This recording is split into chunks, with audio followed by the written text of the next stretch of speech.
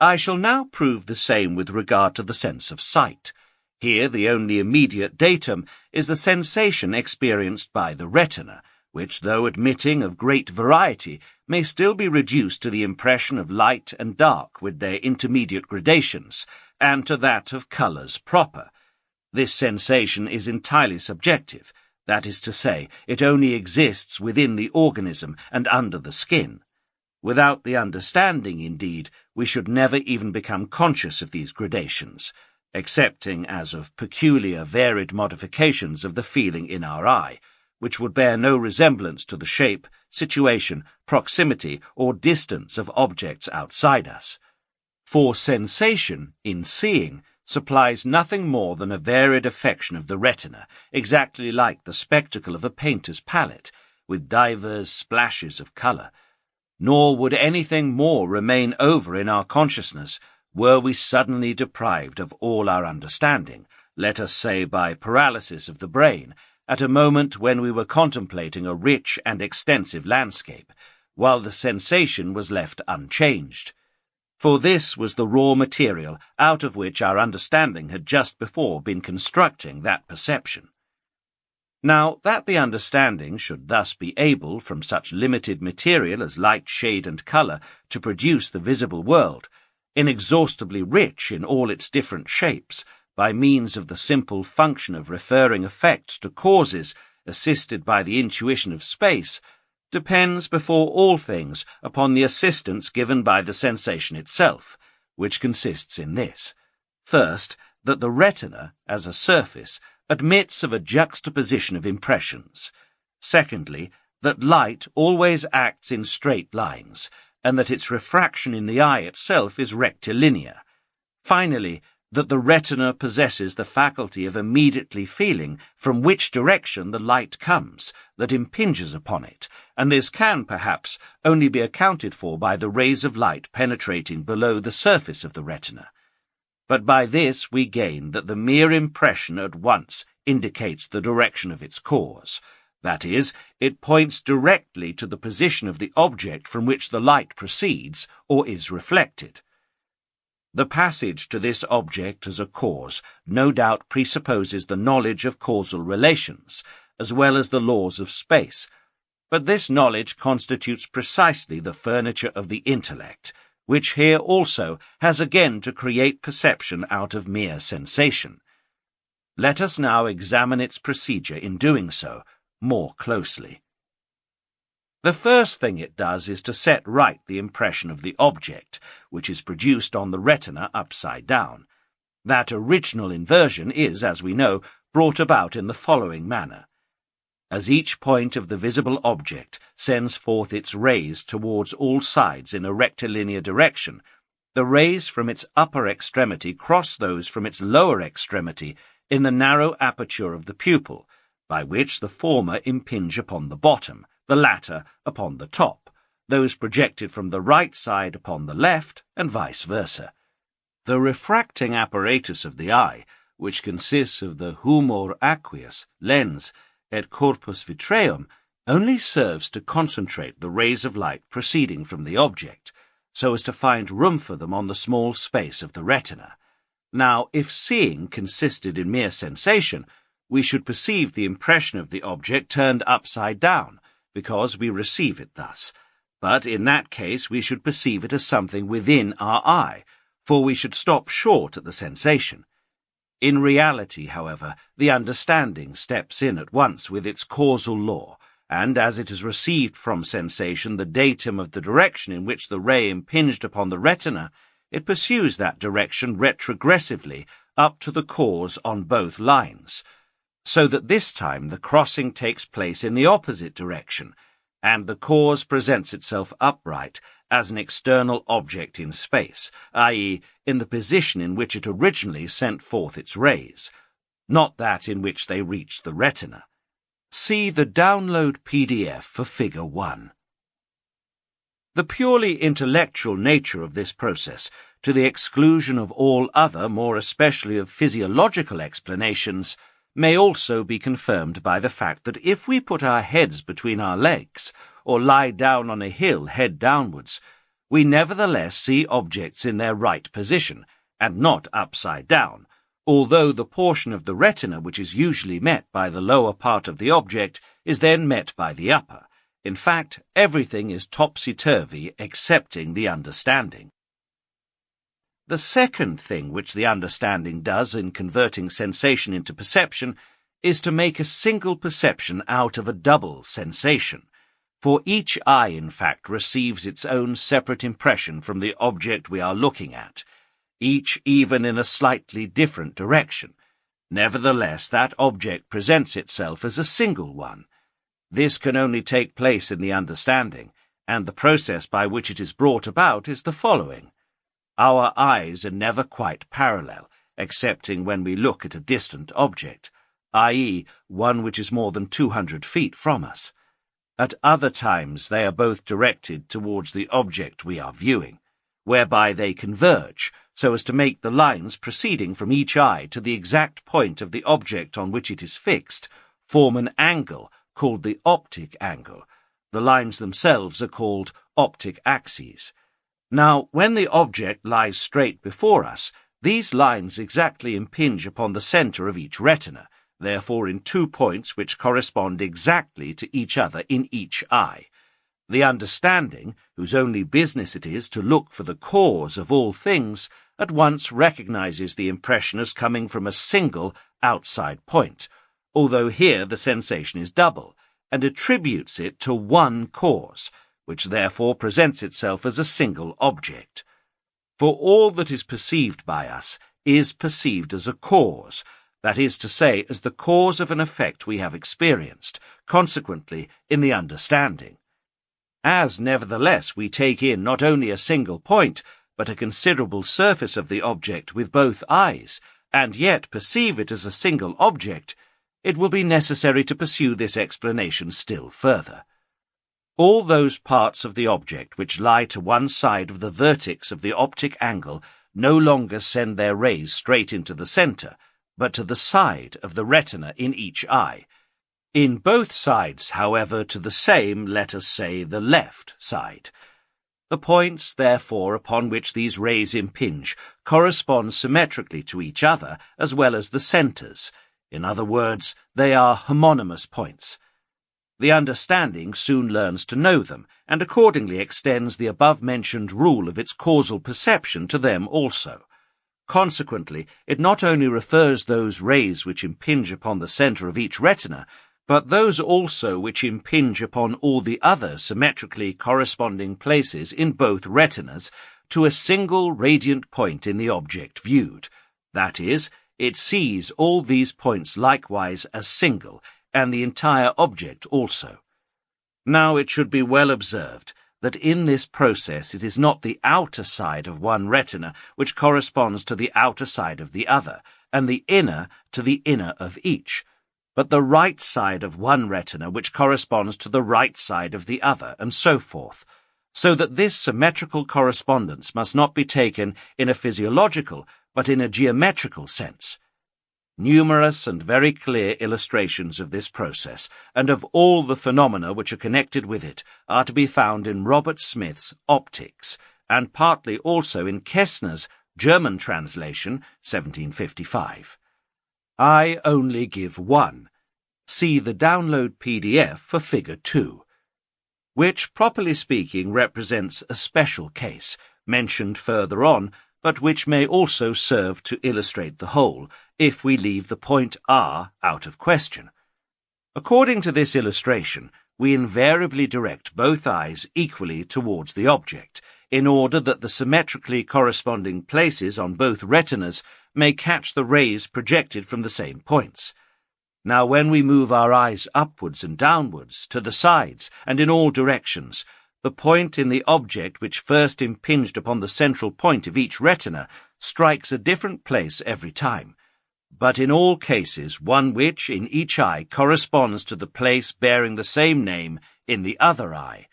In examining, per lustrare, an object, we let our eyes glide backwards and forwards over it, in order to bring each point of it successively into contact with the centre of the retina, which sees most distinctly.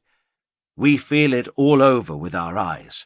It is therefore obvious that seeing singly with 2 eyes is in fact the same process as feeling a body with 10 fingers, each of which receives a different impression, each moreover in a different direction, the totality of these impressions being nevertheless recognized by the understanding as proceeding from one object, whose shape and size it accordingly apprehends and constructs in space. This is why it is possible for a blind man to become a sculptor, as was the case, for instance, with the famous Joseph Kleinhaus, who died in the Tyrol in 1853, having been a sculptor from his 5th year. For, no matter from what cause it may have derived its data, perception is invariably an operation of the understanding.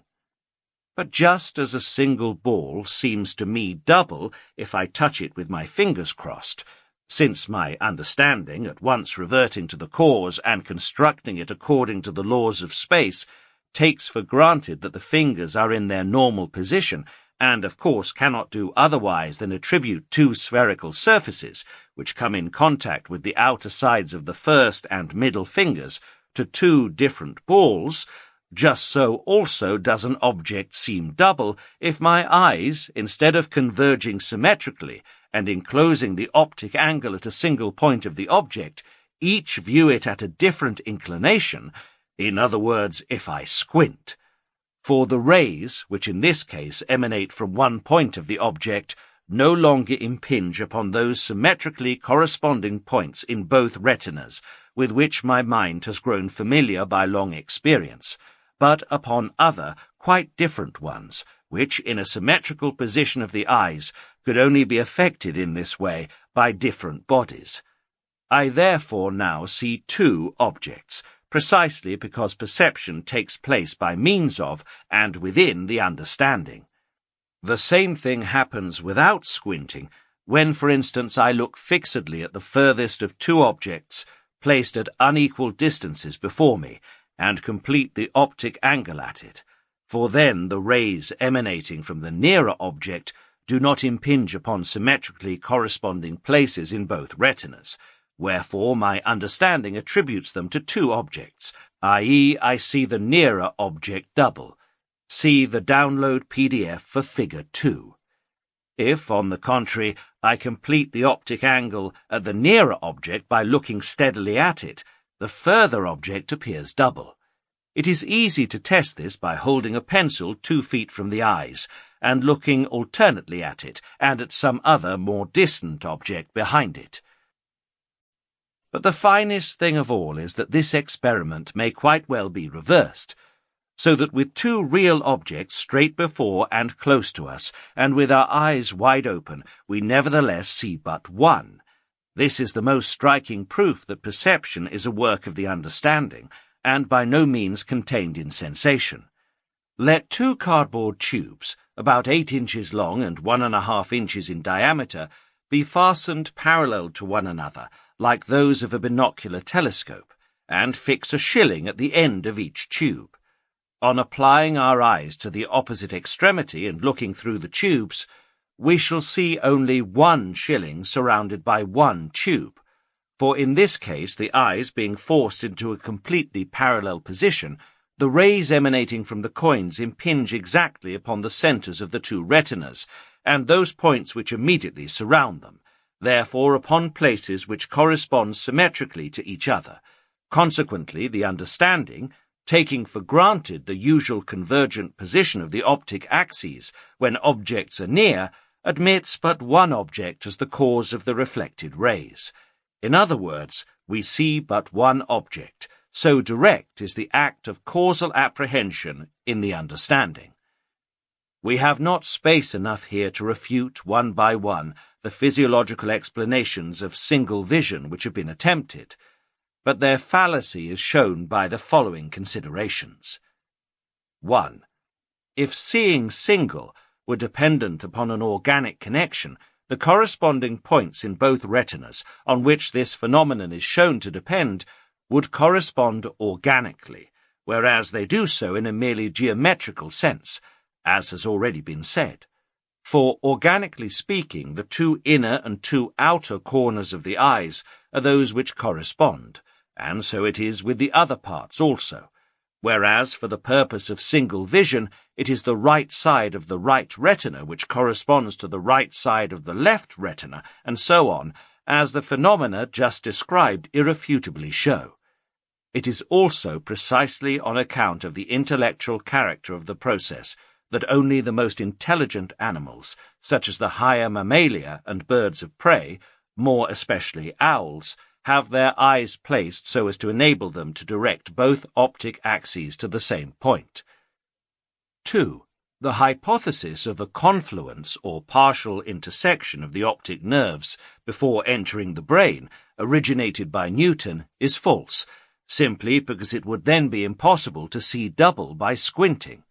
Vesalius and Cesalpinus, Italian Cesalpino, besides have already brought forward anatomical instances in which subjects saw single, although neither fusion nor even contact of the optic nerves had taken place. A final argument against the hypothesis of a mixed impression is supplied by the fact that on closing our right eye firmly and looking at the sun with our left, the bright image which persists for a time is always in the left, never in the right eye, and vice versa. The third process by which the understanding converts sensation into perception consists in constructing bodies out of the simple surfaces hitherto obtained, that is, in adding the third dimension. This it does by estimating the expansion of bodies in this third dimension in space, which is known to the understanding a priori, through causality, according to the degree in which the eye is affected by the objects, and to the gradations of light and shade. In fact, although objects fill space in all three dimensions, they can only produce an impression upon the eye with two, for the nature of that organ is such that our sensation in seeing is merely planimetrical, not stereometrical.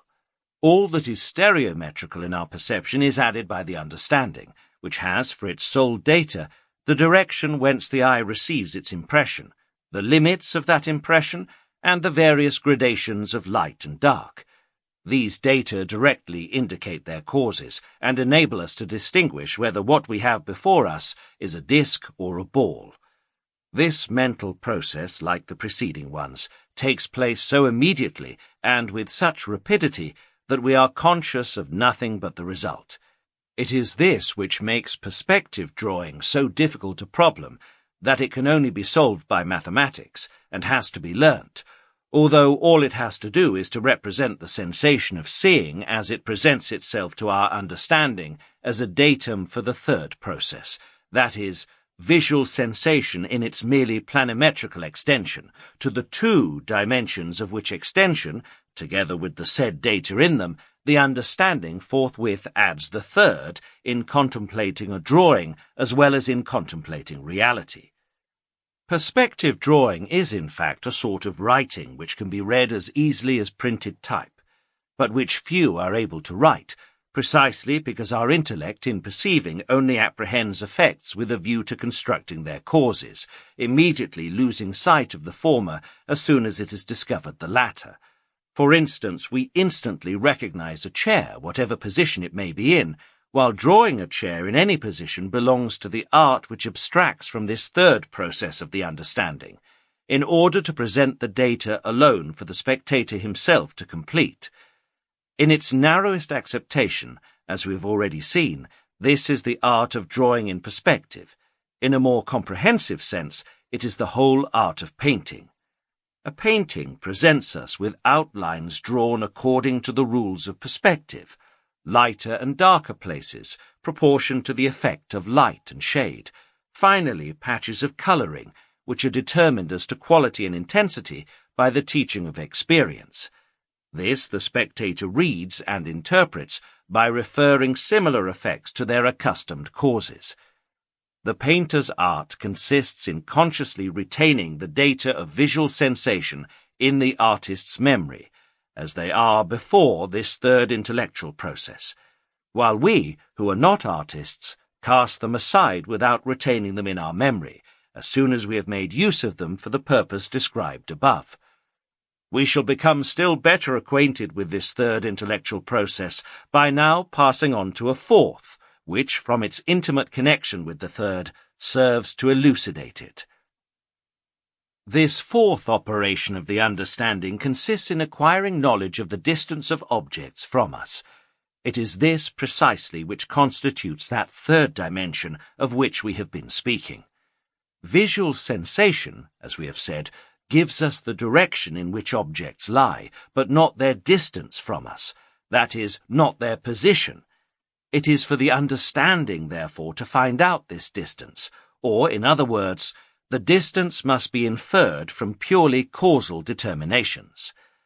Now, the most important of these is the visual angle, which objects subtend, yet even this is quite ambiguous and unable to decide anything by itself.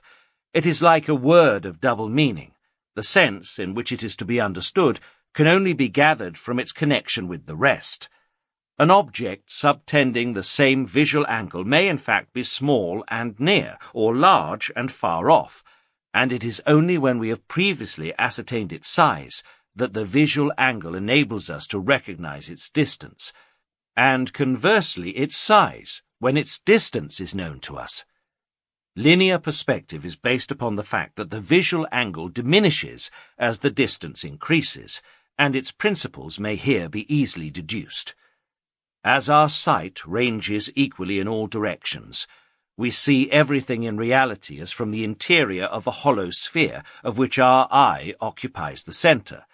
Now, in the first place, an infinite number of intersecting circles pass through the centre of this sphere in all directions, and the angles measured by the divisions of these circles are the possible angles of vision. In the second place, the sphere itself modifies its size according to the length of radius we give to it.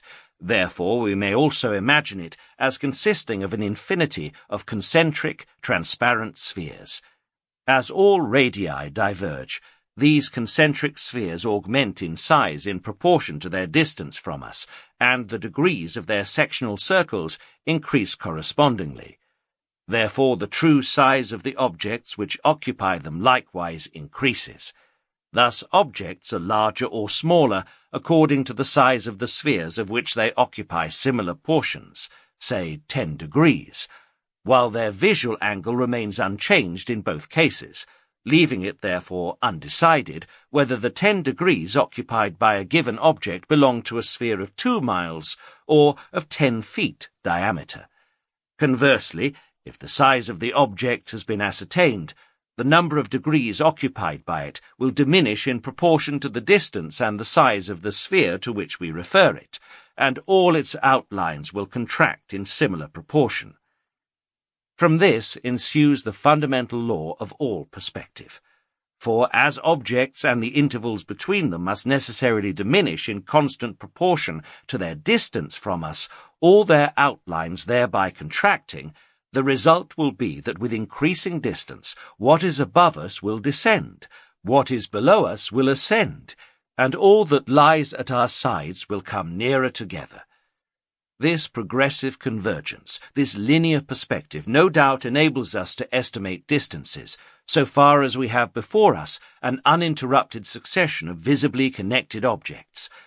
But we are not able to do this by means of the visual angle alone, for here the help of another datum is required by the understanding to act, in a sense, as commentary to the visual angle, by indicating more precisely the share we are to attribute to distance in that angle. Now there are 4 principal data of this kind, which I am about to specify.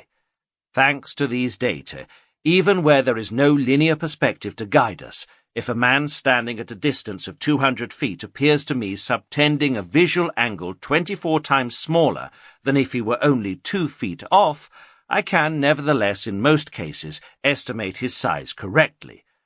All this proves once more that perception is not only a thing of the senses, but of the intellect also. I will here add the following special and interesting fact in corroboration of what I have said about the basis of linear perspective, as well as about the intellectual nature of all perception. When I have looked steadily at a coloured object with sharply defined outlines, say a red cross, long enough for the physiological image to form in my eye as a green cross, the further the surface onto which I project it, the larger it will appear to me, and vice versa. For the image itself occupies an unvarying portion of my retina, i.e. the portion originally affected by the red cross. Therefore, when referred outwards, or in other words, recognized as the effect of an external object, it forms an unchanging visual angle, say of 2 degrees. Now if, in this case, where all commentary to the visual angle is wanting, I remove it to a distant surface with which I necessarily identify it as belonging to its effect, the cross will occupy 2 degrees of a distant, and therefore larger sphere, and is consequently large. If, on the other hand, I project the image onto a nearer object, it will occupy 2 degrees of a smaller sphere, and is therefore small. The resulting perception is, in both cases, completely objective, quite like that of an external object, and as it proceeds from an entirely subjective reason, from the image having been excited in quite a different way, it thus confirms the intellectual character of all objective perception. This phenomenon, which I distinctly remember to have been the first to notice in 1815, forms the theme of an essay by Séguin, published in the Compte Rendu of the 2nd of August 1858, where it is served up as a new discovery, all sorts of absurd and distorted explanations of it being given. Messieurs les illustres confrères, let pass no opportunity for heaping experiment upon experiment, the more complicated the better. Expérience is their watchword, yet how rarely do we meet with any sound, genuine reflection upon the phenomena observed. Expérience, expérience, followed by twaddle. To return to the subsidiary data which act as commentaries to a given visual angle, we find foremost among them the mutationes oculi internae, internal changes of the eye, by increasing and diminishing the refraction. In what these modifications consist has not yet been clearly ascertained. They have been sought in the increased convexity, now of the cornea, now of the crystalline lens, but the latest theory seems to me the most probable one, according to which the lens is moved backwards for distant vision and forwards for near vision, lateral pressure, in the latter case, giving it increased protuberance, so that the process would exactly resemble the mechanism of an opera glass. Kepler, however, had in the main already expressed this theory, which may be found explained in A. Hooke's pamphlet Die Bewegung der Kristalllinse, The Motion of the Crystalline Lens, 1841. If we are not clearly conscious of these inner modifications of the eye, we have at any rate a certain feeling of them, and of this we immediately avail ourselves to estimate distances. As, however, these modifications are not available for the purposes of clear sight beyond the range of from about 7 inches to 16 feet, the understanding is only able to apply this datum within those limits. Beyond them, however, the second datum becomes available, that is to say, the optic angle formed by the 2 optic axes, which we had occasion to explain when speaking of single vision. It is obvious that this optic angle becomes smaller the further the object is removed, and vice versa. This different direction of the eyes with respect to each other does not take place without producing a slight sensation of which we are nevertheless only in so far conscious as the understanding makes use of it as a datum in estimating distances intuitively. By this datum we are not only enabled to cognize the distance, but the precise position of the object viewed, by means of the parallax of the eyes, which consists in each eye seeing the object in a slightly different direction, so that if we close one eye, the object seems to move. Thus it is not easy to snuff a candle with one eye shut, because this datum is then wanting. But as the direction of the eyes becomes parallel as soon as the distance of the object reaches or exceeds 200 feet, and as the optic angle consequently then ceases to exist, this datum only holds good within the said distance. Beyond it, the understanding has recourse to atmospheric perspective, which indicates a greater distance by means of the increasing dimness of all colours, of the appearance of physical blue in front of all dark objects, according to Goethe's perfectly correct and true theory of colours, and also of the growing indistinctness of all outlines. In Italy, where the atmosphere is very transparent, this datum loses its power and is apt to mislead. Tivoli, for instance, seems to be very near when seen from Frascati. On the other hand, all objects appear larger in a mist, which is an abnormal exaggeration of the datum, because our understanding assumes them to be further from us.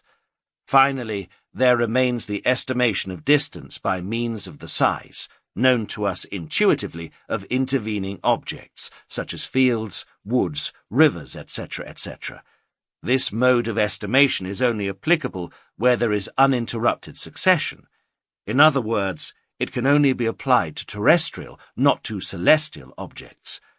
Moreover, we have in general more practice in using it horizontally than vertically.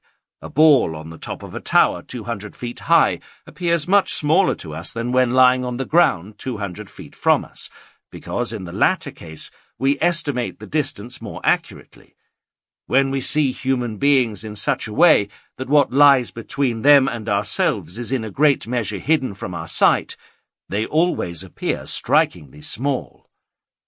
The fact that our understanding assumes everything it perceives in a horizontal direction to be farther off, therefore larger than what is seen in a vertical direction, must partly be attributed to this last mode of estimating distances, inasmuch as it only holds good when applied horizontally and to terrestrial objects, but partly also to our estimation of distances by atmospheric perspective, which is subject to similar conditions. This is why the moon seems so much larger on the horizon than at its zenith, although its visual angle accurately measured, that is, the image projected by it onto the eye, is not at all larger in one case than in the other, and this also accounts for the flattened appearance of the vault of the sky, that is to say, for its appearing to have greater horizontal than vertical extension. Both phenomena, therefore, are purely intellectual or cerebral, not optical. If it be objected that even when at its zenith the moon occasionally has a hazy appearance without seeming to be larger, we answer that neither does it in that case appear red, for its haziness proceeds from a greater density of vapours, and is therefore of a different kind from that which proceeds from atmospheric perspective. To this may be added what I have already said, that we only apply this mode of estimating distances in a horizontal, not in a perpendicular direction. Besides, in this case, other correctives come into play.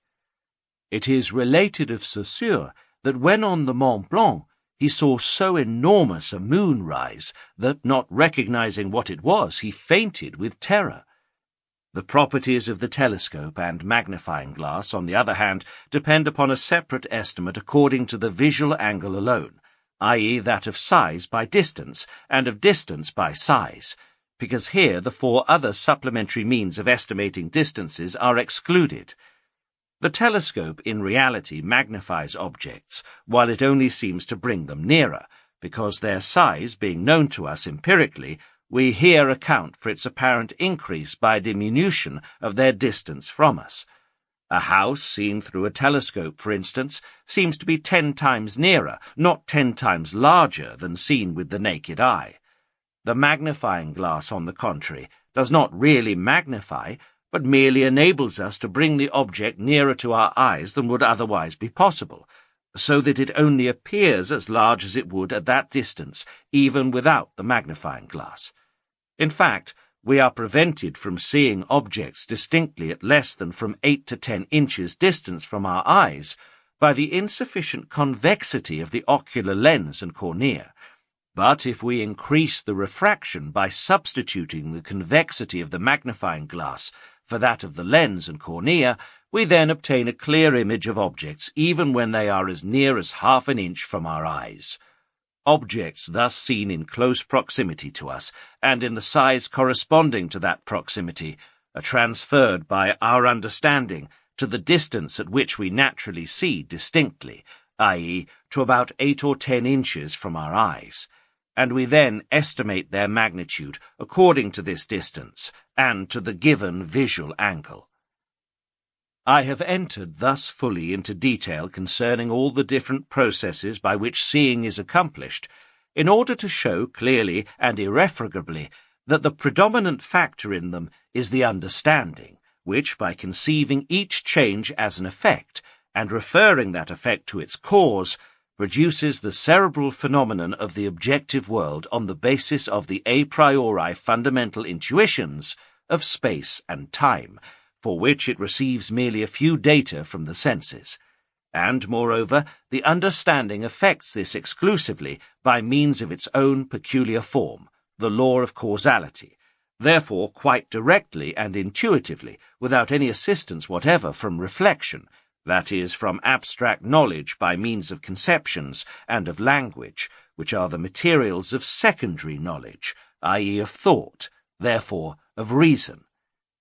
That this knowledge, through the understanding, is independent of reason's assistance, is shown even by the fact that when, at any time, the understanding attributes a given effect to a wrong cause, actually perceiving that cause whereby illusion arises, our reason, however clearly it may recognize in abstracto the true state of the matter, is nevertheless unable to assist the understanding, and the illusion persists undisturbed, in spite of that better knowledge.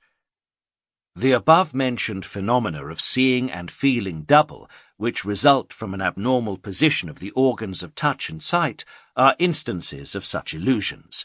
Likewise, the apparently increased size of the rising moon, the image which forms in the focus of a concave mirror and exactly resembles a solid body floating in space, the painted relievo which we take for real, the apparent motion of a shore or bridge on which we are standing, if a ship happens to pass along or beneath it, the seeming proximity of very lofty mountains, owing to the absence of atmospheric perspective, which is the result of the purity of the air round their summits. In these, and in a multitude of similar cases, our understanding takes for granted the existence of the usual cause with which it is conversant, and forthwith perceives it, though our reason has arrived at the truth by a different road. For the knowledge of the understanding being anterior to that of the reason, the intellect remains inaccessible to the teaching of the reason, and thus the illusion, that is, the deception of the understanding, remains immovable, albeit error, that is, the deception of the reason, is obviated. That which is correctly known by the understanding is reality. That which is correctly known by the reason is truth, or in other terms, a judgment having a sufficient reason. Illusion, that which is wrongly perceived, we oppose to reality. Error, that which is wrongly thought, to truth. The purely formal part of empirical perception, that is space, time, and the law of causality, is contained a priori in the intellect, but this is not the case with the application of this formal part to empirical data, which has to be acquired by the understanding through practice and experience. Therefore, newborn infants, though they no doubt receive impressions of light and of colour, still do not apprehend, or indeed strictly speaking see, objects. The first weeks of their existence are rather passed in a kind of stupor, from which they awaken by degrees when their understanding begins to apply its function to the data supplied by the senses, especially those of touch and of sight, whereby they gradually gain consciousness of the objective world. This newly arising consciousness may be clearly recognized by the look of growing intelligence in their eyes, and a degree of intention in their movements, especially in the smile with which they show for the first time recognition of those who take care of them. They may even be observed to make experiments for a time with their sight and touch, in order to complete their apprehension of objects by different lights, in different directions, and at different distances, thus pursuing a silent but serious course of study, till they have succeeded in mastering all the intellectual operations in seeing which have been described. The fact of this schooling can be ascertained still more clearly through those who, being born blind, have been operated upon late in life, since they are able to give an account of their impressions. Cheselden's blind man was not an isolated instance, and we find in all similar cases the fact corroborated that those who obtain their sight late in life no doubt see light, outlines, and colours as soon as the operation is over, but that they have no objective perception of objects until their understanding has learnt to apply its causal law to data and to changes which are new to it. On first beholding his room and the various objects in it, Cheselden's blind man did not distinguish one thing from another. He simply received the general impression of a totality all in one piece, which he took for a smooth, variegated surface. It never occurred to him to recognize a number of detached objects, lying one behind the other at different distances.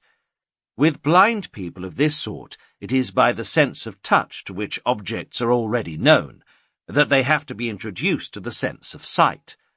In the beginning, the patient has no appreciation whatever of distances, and tries to lay hold of everything. One, when he first saw his own house from outside, could not conceive how so small a thing could contain so many rooms. Another was highly delighted to find, some weeks after the operation, that the engravings hanging on the walls of his room represented a variety of objects. The Morgenblatt of October the 23rd, 1817, contains an account of a youth who was born blind and obtained his sight at the age of 17. He had to learn intelligent perception, for at first sight he did not even recognize objects previously known to him through the sense of touch. Every object had to be introduced to the sense of sight by means of the sense of touch. As for the distances of the objects he saw, he had no appreciation whatever of them, and tried to lay hold indiscriminately of everything, far or near. Franz expresses himself as follows.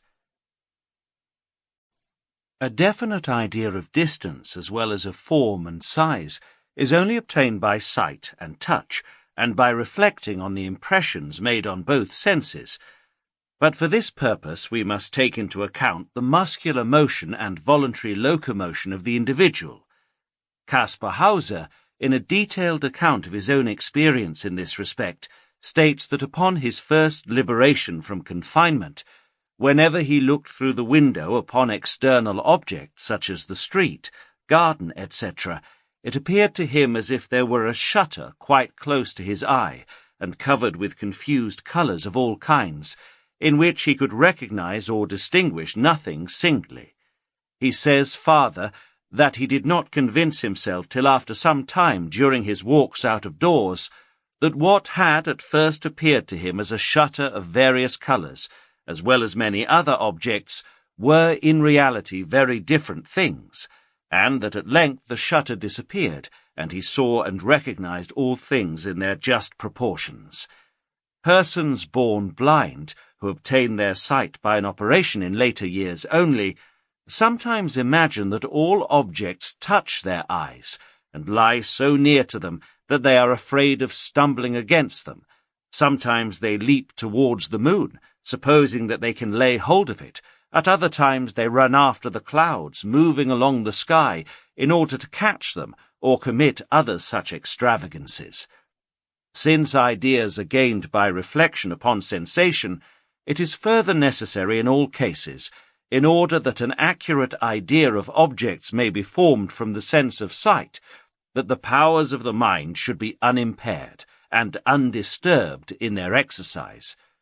A proof of this is afforded in the instance related by Haslam of a boy who had no defect of sight, but was weak in understanding, and who, in his 7th year, was unable to estimate the distances of objects, especially as to height. He would extend his hand frequently towards a nail on the ceiling, or towards the moon to catch it. It is therefore the judgment which corrects and makes clear this idea or perception of visible objects. The intellectual nature of perception, as I have shown it, is corroborated physiologically by Florenz as follows. It is necessary to make a great distinction between the senses and the understanding. The removal of a cerebral tubercle determines the loss of sensation, of the sense of sight. The retina becomes insensible, the iris becomes set. The removal of a cerebral lobe allows sensation, sensibility of the retina and mobility of the iris to continue. It destroys simply perception. The distinction of perceptions and sensations is nevertheless a great result, and its demonstration is obvious. There are two means of causing loss of vision through the brain. One through the tubercules, that is, the loss of sense, of sensation. Two, through the lobes, that is, the loss of perception, of intelligence. Accordingly, sensibility is not intelligence or understanding, thinking is not feeling, and thus an entire philosophy is upset. Therefore, the mental conception is not sensation, and here we have a new proof of the radical defect of this philosophy. And again, page 77, under the heading Séparation de la sensibilité et de la perception. One of my experiments shows that we must clearly distinguish between sensibility and perception. If we remove an animal's brain in the real sense, the lobes or cerebral hemispheres, the animal loses its sight. But with regard to the eye, nothing has altered. Objects continue to be projected on the retina, the iris remains contractile, and the optic nerve perfectly sensitive and responsive. And yet the animal no longer sees. There is no longer any vision, although everything appertaining to sensation continues to exist. There is no longer any vision because there is no longer any perception. Consequently, perceiving and not feeling is the first element of the intelligence or understanding. Perception is the business of the intelligence, for it is lost along with intelligence and by the removal of the same organ, namely the lobes or cerebral hemispheres. Sensibility is not its business at all, since it continues to exist after the loss of intelligence and the removal of the lobes or hemispheres. The following famous verse of the ancient philosopher Epicharmus proves that the ancients in general recognized the intellectual nature of perception. Only the mind can see and hear, everything else is deaf and blind. Plutarch, in quoting this verse, adds, "But sensation in our eyes and ears does not produce any perception in the absence of intelligence." Shortly before, too, he says, "It is the theory of the natural philosopher Straton, who shows that without intelligence it is quite impossible to perceive." Again, shortly after, he says, "Therefore all beings that perceive must also have intelligence, since only through intelligence are we able to perceive." A second verse of Epicharmus might be connected with this, which is quoted by Diogenes Laertes, 3:16. "Sagacity, O Eumaeus, does not belong to us alone, but every living being also has intellect." Porphyry likewise endeavours to show at length that all animals have understanding. Now, that it should be so follows necessarily from the intellectual character of perception. All animals, even down to the very lowest, must have understanding, that is, knowledge of the causal law, although they have it in very different degrees of delicacy and of clearness. At any rate, they must have as much of it as is required for perception by their senses. For sensation without understanding would be not only a useless but a cruel gift of nature. No one who has himself any intelligence can doubt the existence of it in the higher animals. But at times it even becomes undeniably evident that their knowledge of causality is actually a priori, and that it does not arise from the habit of seeing one thing follow upon another.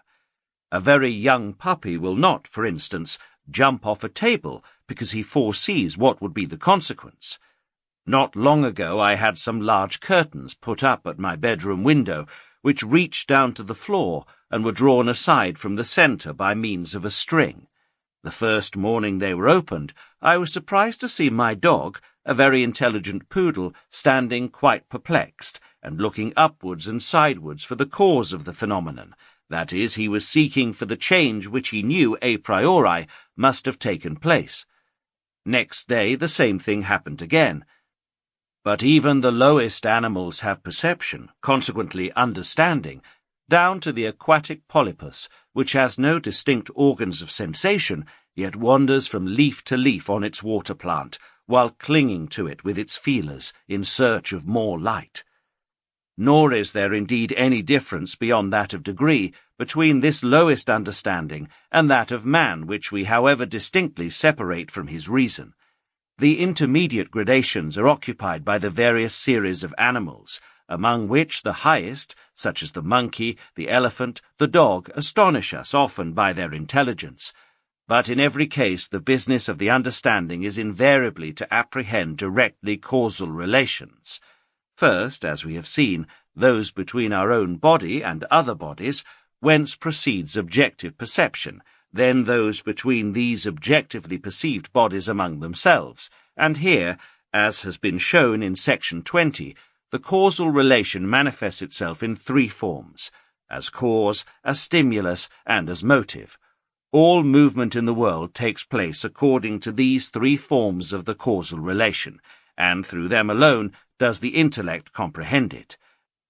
Now, if of these three causes, in the narrowest sense of the word, happen to be the object of investigation for the understanding, it will produce astronomy, mechanics, physics, chemistry, and will invent machines for good and for evil.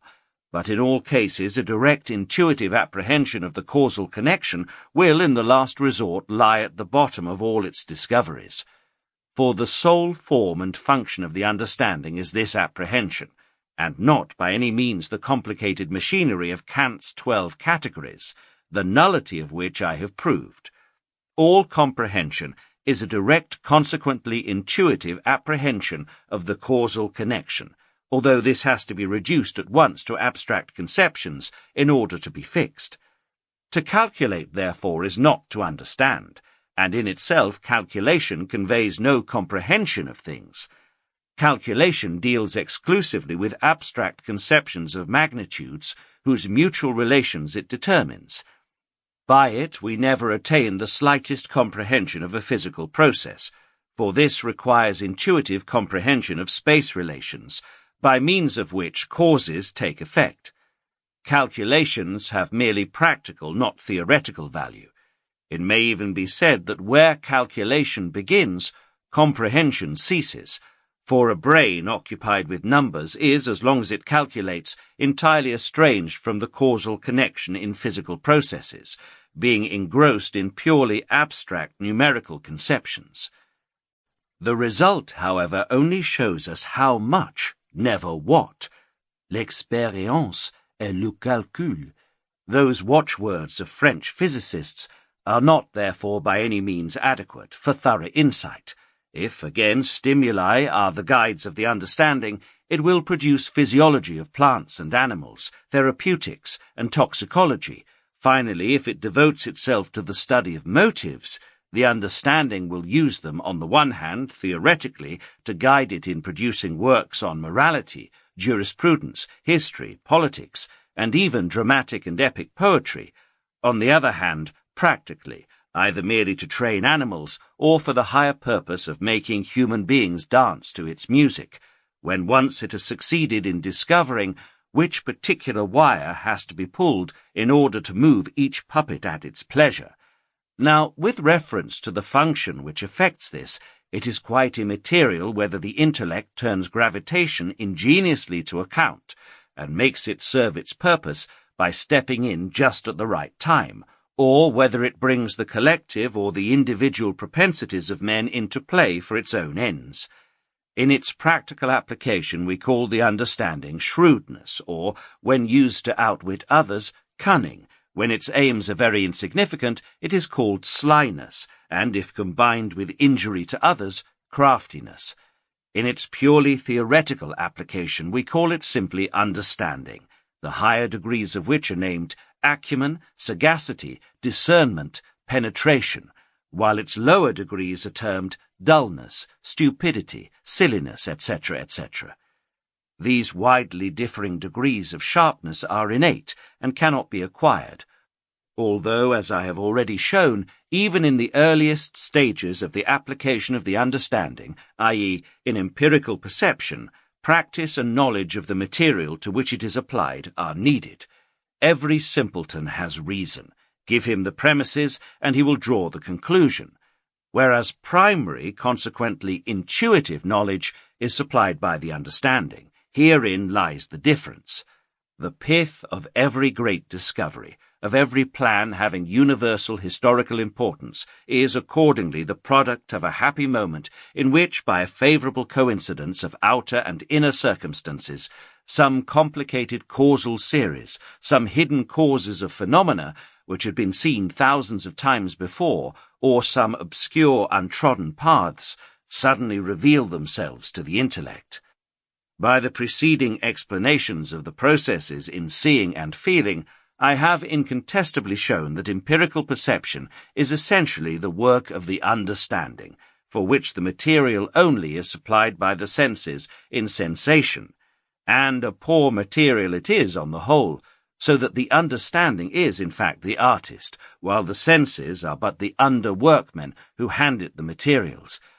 But the process consists throughout in referring from given effects to their causes, which by this process are enabled to present themselves as objects in space.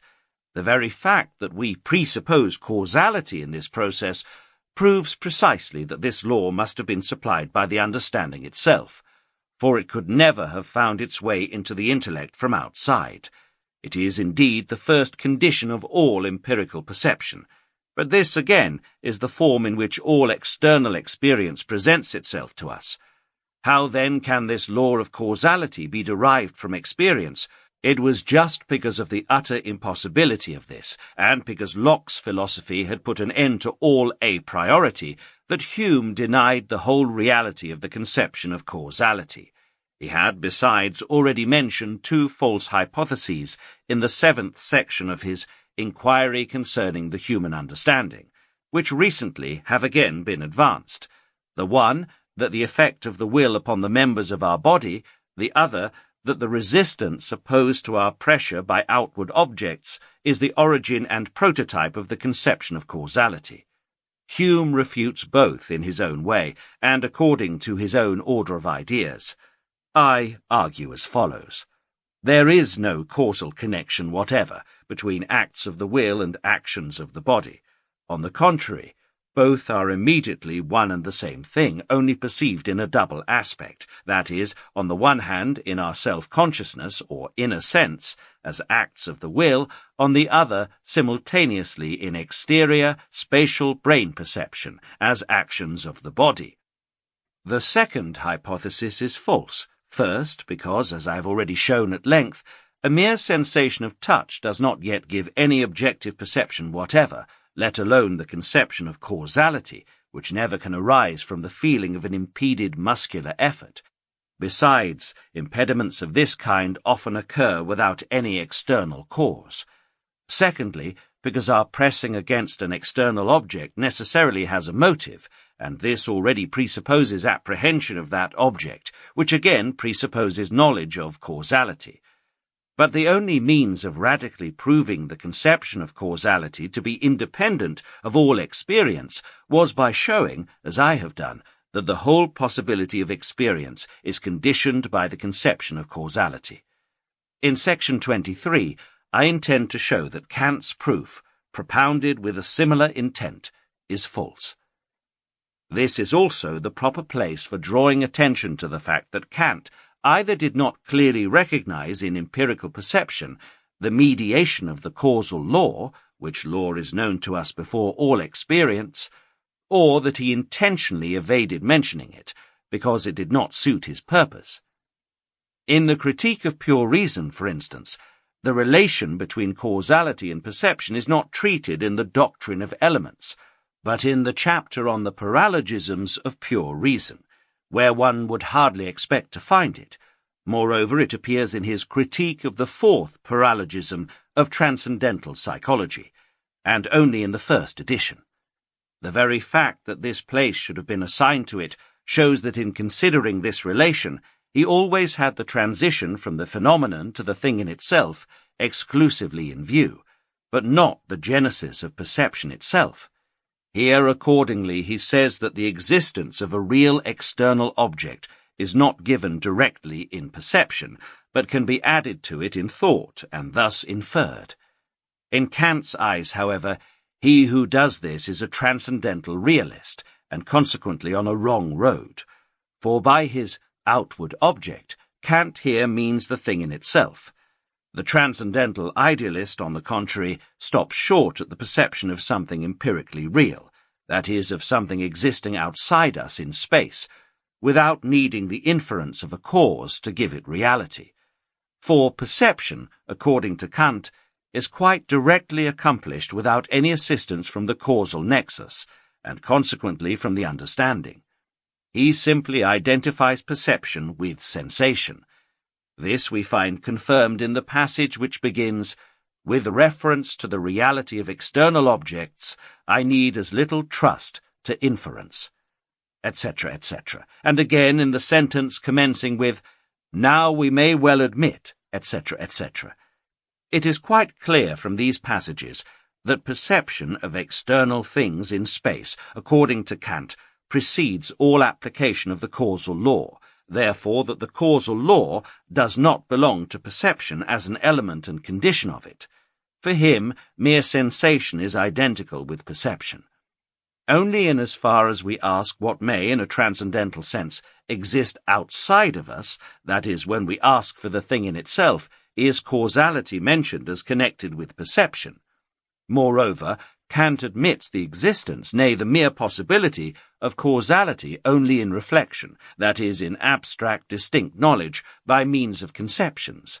Therefore, he has no suspicion that its application is anterior to all reflection, which is nevertheless evidently the case, especially in empirical sensuous perception, which, as I have proved irrefragably in the preceding analysis, could never take place otherwise.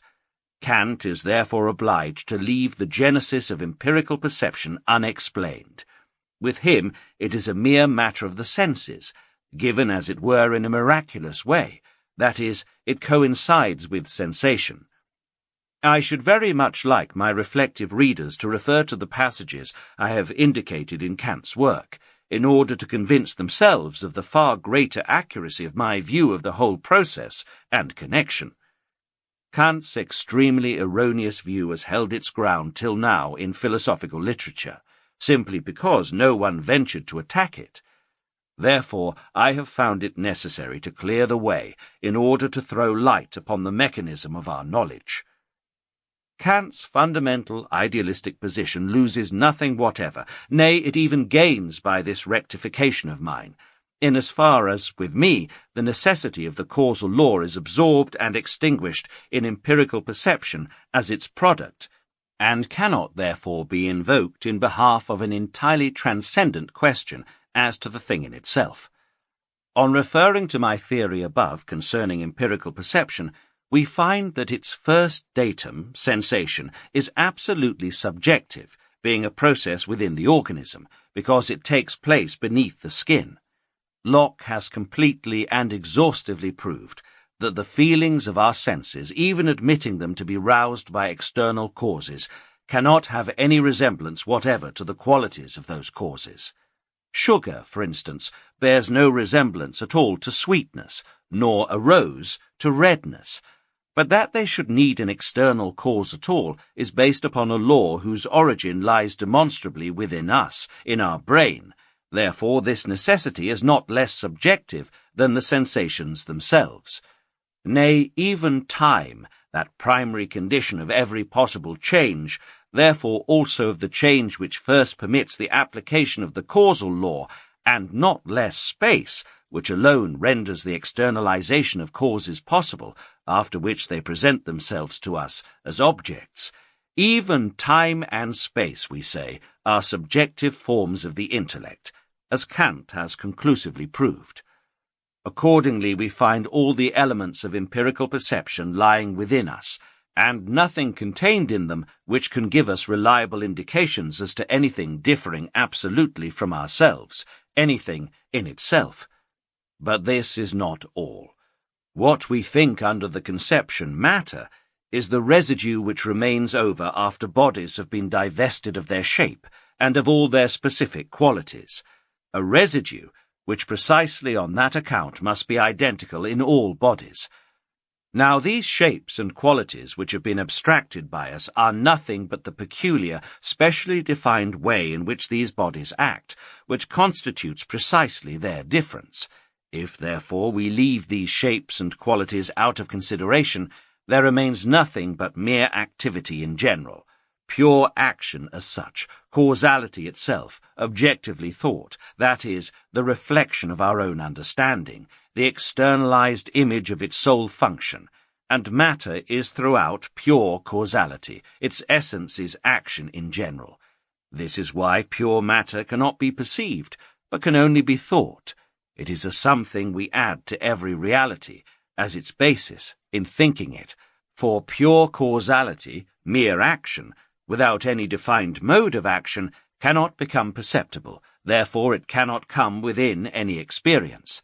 Thus matter is only the objective correlate to pure understanding, for it is causality in general and nothing else, just as the understanding itself is direct knowledge of cause and effect, and nothing else. Now, this again is precisely why the law of causality is not applicable to matter itself, that is to say, matter has neither beginning nor end, but is and remains permanent. For as, on the one hand, causality is the indispensable condition of all alternation in the accidents, forms and qualities of matter, i.e. of all passage in and out of being, but as, on the other hand, matter is pure causality itself, as such, objectively viewed, it is unable to exercise its own power upon itself, just as the eye can see everything but itself. Substance and matter being moreover identical, we may call substance action viewed in abstracto, accidents, particular modes of action, action in concreto. Now, these are the results to which true, i.e. transcendental, idealism leads. In my chief work, I have shown that the thing in itself, i.e. whatever on the whole exists independently of our representation, cannot be got at by way of representation, but that to reach it we must follow quite a different path, leading through the inside of things, which lets us into the citadel, as it were, by treachery. But it would be downright chicanery, nothing else, to try and compare, let alone identify, such an honest, deep, thorough analysis of empirical perception as the one I have just given, which proves all the elements of perception to be subjective, with Fichte's algebraic equations of the ego and the non-ego, with his sophistical pseudo-demonstrations, which, in order to be able to deceive his readers, had to be clothed in the obscure, not to say absurd, language adopted by him, with his explanations of the way in which the ego spins the non-ego out of itself. In short, with all the buffoonery of scientific emptiness. Besides, I protest altogether against any community with this Fichte, as Kant publicly and emphatically did in a notice ad hoc in the Jenaer Literaturzeitung. Hegelians and similar ignoramuses may continue to hold forth to their heart's content upon Kant, Fichtean philosophy. There exists a Kantian philosophy and a Fichtean hocus-pocus. This is the true state of the case, and will remain so, in spite of those who delight in extolling what is bad and in decrying what is good, and of these, Germany possesses a larger number than any other country. Section 22. Of the immediate object. Thus it is from the sensations of our body that we receive the data for the very first application of the causal law, and it is precisely by that application that the perception of this class of objects arises. They therefore have their essence and existence solely in virtue of the intellectual function thus coming into play, and of its exercise. Now, as far as it is the starting point, i.e. the mediator for our perception of all other objects, I have called the bodily organism, in the first edition of the present work, the immediate object. This, however, must not be taken in a strictly literal sense, for although our bodily sensations are all apprehended directly, still this immediate apprehension does not yet make our body itself perceptible to us as an object. On the contrary, up to this point all remains subjective, that is to say, sensation. From this sensation certainly proceeds the perception of all other objects as the causes of such sensations, and these causes then present themselves to us as objects. But it is not so with the body itself, which only supplies sensations to consciousness. It is only indirectly that we know even this body objectively, i.e., as an object, by its presenting itself, like all other objects, as the recognized cause of a subjectively given effect, and precisely on this account, objectively, in our understanding, or brain, which is the same. Now, this can only take place when its own senses are acted upon by its parts. For instance, when the body is seen by the eye or felt by the hand, etc., upon which data the brain, or understanding, forthwith constructs it as to shape and quality in space, the immediate presence in our consciousness of representations belonging to this class depends therefore upon the position assigned to them in the causal chain, by which all things are connected, relatively to the body, for the time being, of the subject, by which, the subject, all things are known. Section 23. Arguments against Kant's proof of the a priority of the conception of causality. One of the chief objects of the critique of pure reason is to show the universal validity for all experience of the causal law, its a priority, and, as a necessary consequence of this, its restriction to possible experience. Nevertheless, I cannot assent to the proof there given of the a priority of the principle, which is substantially this. The synthesis of the manifold by the imagination, which is necessary for all empirical knowledge, gives succession, but not yet determinate succession. That is, it leaves undetermined which of the two states perceived was the first, not only in my imagination, but in the object itself. But definite order in this succession, through which alone what we perceive becomes experience, or, in other words, authorizes us to form objectively valid judgments, is first brought into it by the purely intellectual conception of cause and effect. Thus, the principle of causal relation is the condition which renders experience possible, and, as such, it is given us a priori. According to this, the order in which changes succeed each other in real objects becomes known to us as objective only by their causality. This assertion Kant repeats and explains in the Critique of Pure Reason, especially in his second analogy of experience, and again at the conclusion of his third analogy, and I request everyone who desires to understand what I am now about to say to read these passages. In them he affirms everywhere that the objectivity of the succession of representations, which he defines as their correspondence with the succession of real objects, is only known through the rule by which they follow upon one another, that is, through the law of causality.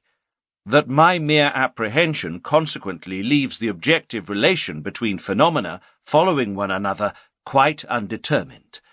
Since I merely apprehend the succession of my own representations, but the succession in my apprehension does not authorize me to form any judgment whatever as to the succession in the object, unless that judgment be based upon causality, and since, besides, I might invert the order in which these perceptions follow each other in my apprehension, there being nothing which determines them as objective.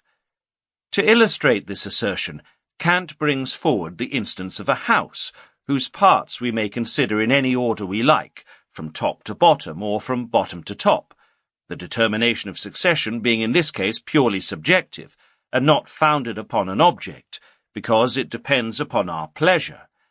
In opposition to this instance he brings forward the perception of a ship sailing down a river, which we see successively lower and lower down the stream, which perception of the successively varying positions of the ship cannot be changed by the looker-on.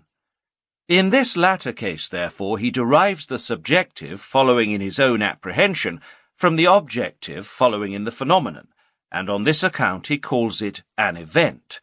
Now, I maintain, on the contrary, that there is no difference at all between these two cases, that both are events, and that our knowledge of both is objective, that is to say, it is knowledge of changes in real objects recognized as such by the subject.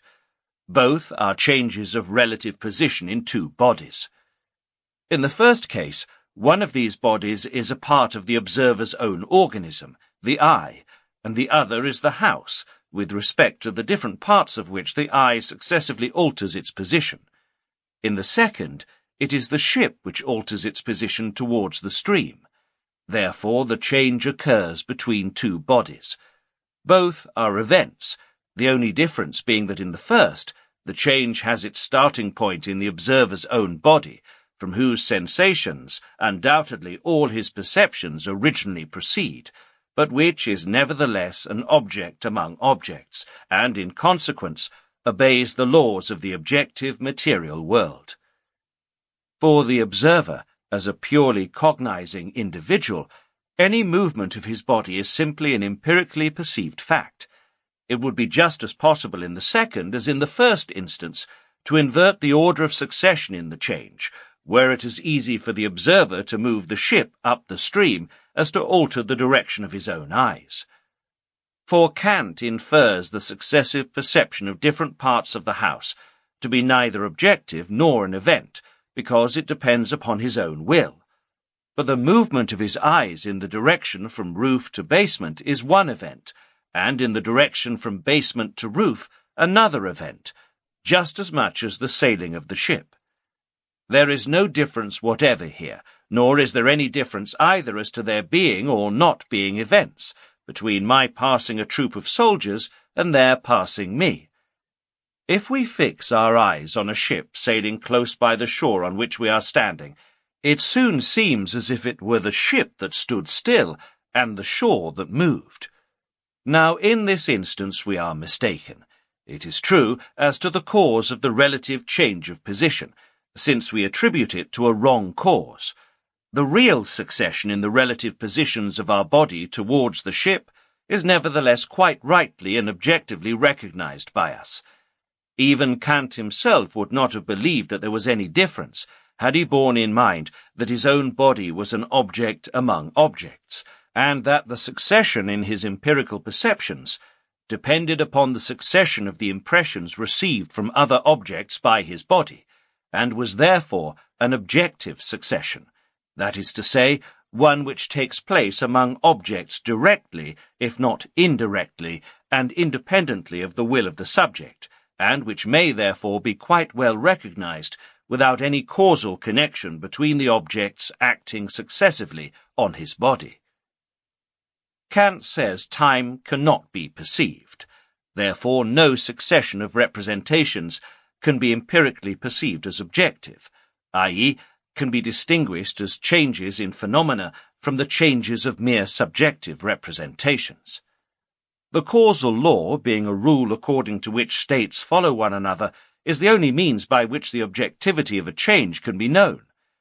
Now, the result of his assertion would be that no succession in time could be perceived by us as objective, excepting that of cause and effect, and that every other succession of phenomena we perceive would only be determined so, and not otherwise by our own will.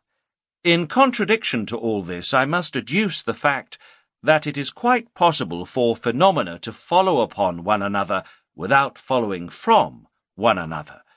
Nor is the law of causality by any means prejudiced by this, for it remains certain that each change is the effect of another change, this being firmly established a priori. Only each change not only follows upon the single one which is its cause, but upon all the other changes which occur simultaneously with that cause, and with which that cause stands in no causal connection whatever. It is not perceived by me exactly in the regular order of causal succession, but in quite a different order, which is, however, no less objective on that account, and which differs widely from any subjective succession depending on my caprice, such as, for instance, the pictures of my imagination. The succession, in time, of events which stand in no causal connection with each other is precisely what we call contingency. Just as I am leaving my house, a tile happens to fall from the roof, which strikes me. Now, there is no causal connection whatever between my going out and the falling of the tile, yet the order of their succession, that is, that my going out preceded the falling of the tile, is objectively determined in my apprehension, not subjectively by my will, by which that order would otherwise have most likely been inverted.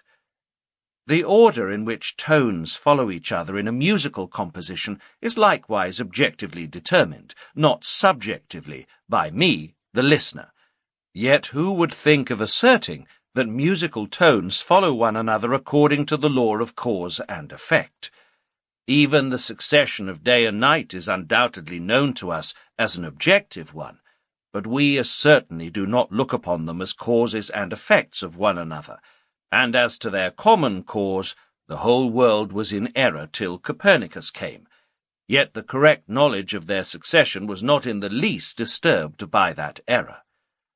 Hume's hypothesis, by the way, also finds its refutation through this, since the following of day and night upon each other, the most ancient of all successions, and the one least liable to exception, has never yet misled anyone into taking them for cause and effect of each other. Elsewhere, Kant asserts that a representation only shows reality, which I conclude means that it is distinguished from a mere mental image, by our recognizing its necessary connection with other representations subject to rule, the causal law, and its place in a determined order of the time relations of our representations.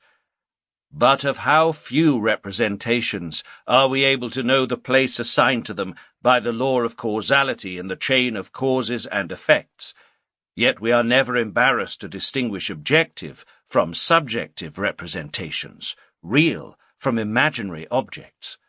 When asleep we are unable to make this distinction, for our brain is then isolated from the peripheral nervous system, and thereby from external influences. In our dreams, therefore, we take imaginary for real things, and it is only when we awaken, that is, when our nervous sensibility, and through this the outer world, once more comes within our consciousness, that we become aware of our mistake. Still, even in our dreams, so long as they last, the causal law holds good. Only an impossible material is often substituted for the usual one. We might almost think that Kant was influenced by Leibniz in writing the passage we have quoted, however much he differs from him in all the rest of his philosophy, especially if we consider that Leibniz expresses precisely similar views, when, for instance, he says, "The truth of sensuous things consists only in the connection of phenomena which must have its reason or ground, and this it is which distinguishes them from dreams. The true criterion in respect of objects of the senses is the connection of phenomena which guarantees the positive truths with regard to sensuous things outside us." It is clear that in proving the a priority and the necessity of the causal law by the fact that the objective succession of changes is known to us only by means of that law, and that in so far causality is a condition for all experience, Kant fell into a very singular error, and one which is indeed so palpable that the only way we can account for it is by supposing him to have become so absorbed in the a priori part of our knowledge that he lost sight of what would have been evident to anyone else. The only correct demonstration of the a priority of the causal law is given by me in section 21 of the present work. That a priority finds its confirmation every moment in the infallible security with which we expect experience to tally with the causal law, that is to say, in the apodictic certainty we ascribe to it, a certainty which differs from every other founded on induction, the certainty, for instance, of empirically known laws of nature, in that we can conceive no exception to the causal law anywhere within the world of experience. We can, for instance, conceive that in an exceptional case the law of gravitation might cease to act, but not that this could happen without a cause. Kant and Hume have fallen into opposite errors in their proofs. Hume asserts that all consequence is mere sequence, whereas Kant affirms that all sequence must necessarily be consequence. Pure understanding, it is true, can only conceive consequence, causal result, and is no more able to conceive mere sequence than to conceive the difference between right and left, which, like sequence, is only to be grasped by means of pure sensibility. Empirical knowledge of the following of events in time is, indeed, just as possible as empirical knowledge of juxtaposition of things in space. This Kant denies elsewhere. But the way in which things follow upon one another in general, in time, can no more be explained than the way in which one thing follows from another, as the effect of a cause. The former knowledge is given and conditioned by pure sensibility, the latter by pure understanding. But in asserting that knowledge of the objective succession of phenomena can only be attained by means of the causal law, Kant commits the same error with which he reproaches Leibniz, that of intellectualizing the forms of sensibility. My view of succession is the following one. We derive our knowledge of the bare possibility of succession from the form of time, which belongs to pure sensibility. The succession of real objects whose form is precisely time we know empirically, consequently as actual, but it is through the understanding alone, by means of causality, that we gain knowledge of the necessity of a succession of two states, that is, of a change, and even the fact that we are able to conceive the necessity of a succession at all proves already that the causal law is not known to us empirically, but given us a priori. The principle of sufficient reason is the general expression for the fundamental form of the necessary connection between all our objects, i.e. representations, which lies in the innermost depths of our cognitive faculty.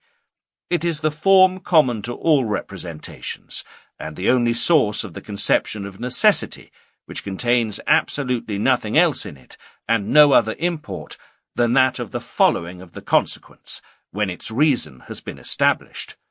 Now, the reason why this principle determines the order of succession in time in the class of representations we are now investigating, in which it figures as the law of causality, is that time is the form of these representations. Therefore, the necessary connection appears here as the rule of succession. In other forms of the principle of sufficient reason, the necessary connection it always demands will appear under quite different forms from that of time, therefore not as succession. Still, it always retains the character of a necessary connection, by which the identity of the principle under all its forms, or rather the unity of the root of all the laws of which that principle is the common expression, reveals itself. If Kant's assertion were correct, which I dispute, our only way of knowing the reality of succession would be through its necessity, but this would presuppose an understanding that embraced all the series of causes and effects at once, consequently an omniscient understanding. Kant has burdened the understanding with an impossibility, merely in order to have less need of sensibility. How can we reconcile Kant's assertion that our only means of knowing the objective reality of succession is by the necessity with which effect follows cause, with his other assertion that succession in time is our only empirical criterion for determining which of two states is cause and which effect? Who does not see the most obvious circle here? If we knew objectiveness of succession through causality, we should never be able to think it otherwise than as causality, and then it would be nothing else than causality. For if it were anything else, it would have other distinctive signs by which to be recognized. Now, this is just what Kant denies. Accordingly, if Kant were right, we could not say, "This state is the effect of that one, wherefore it follows it," for following and being an effect would be one and the same thing, and this proposition a tautology. Besides, if we do away with all distinction between following upon and following from, we once more yield the point to Hume, who declared all consequence to be mere sequence, and therefore denied that distinction likewise.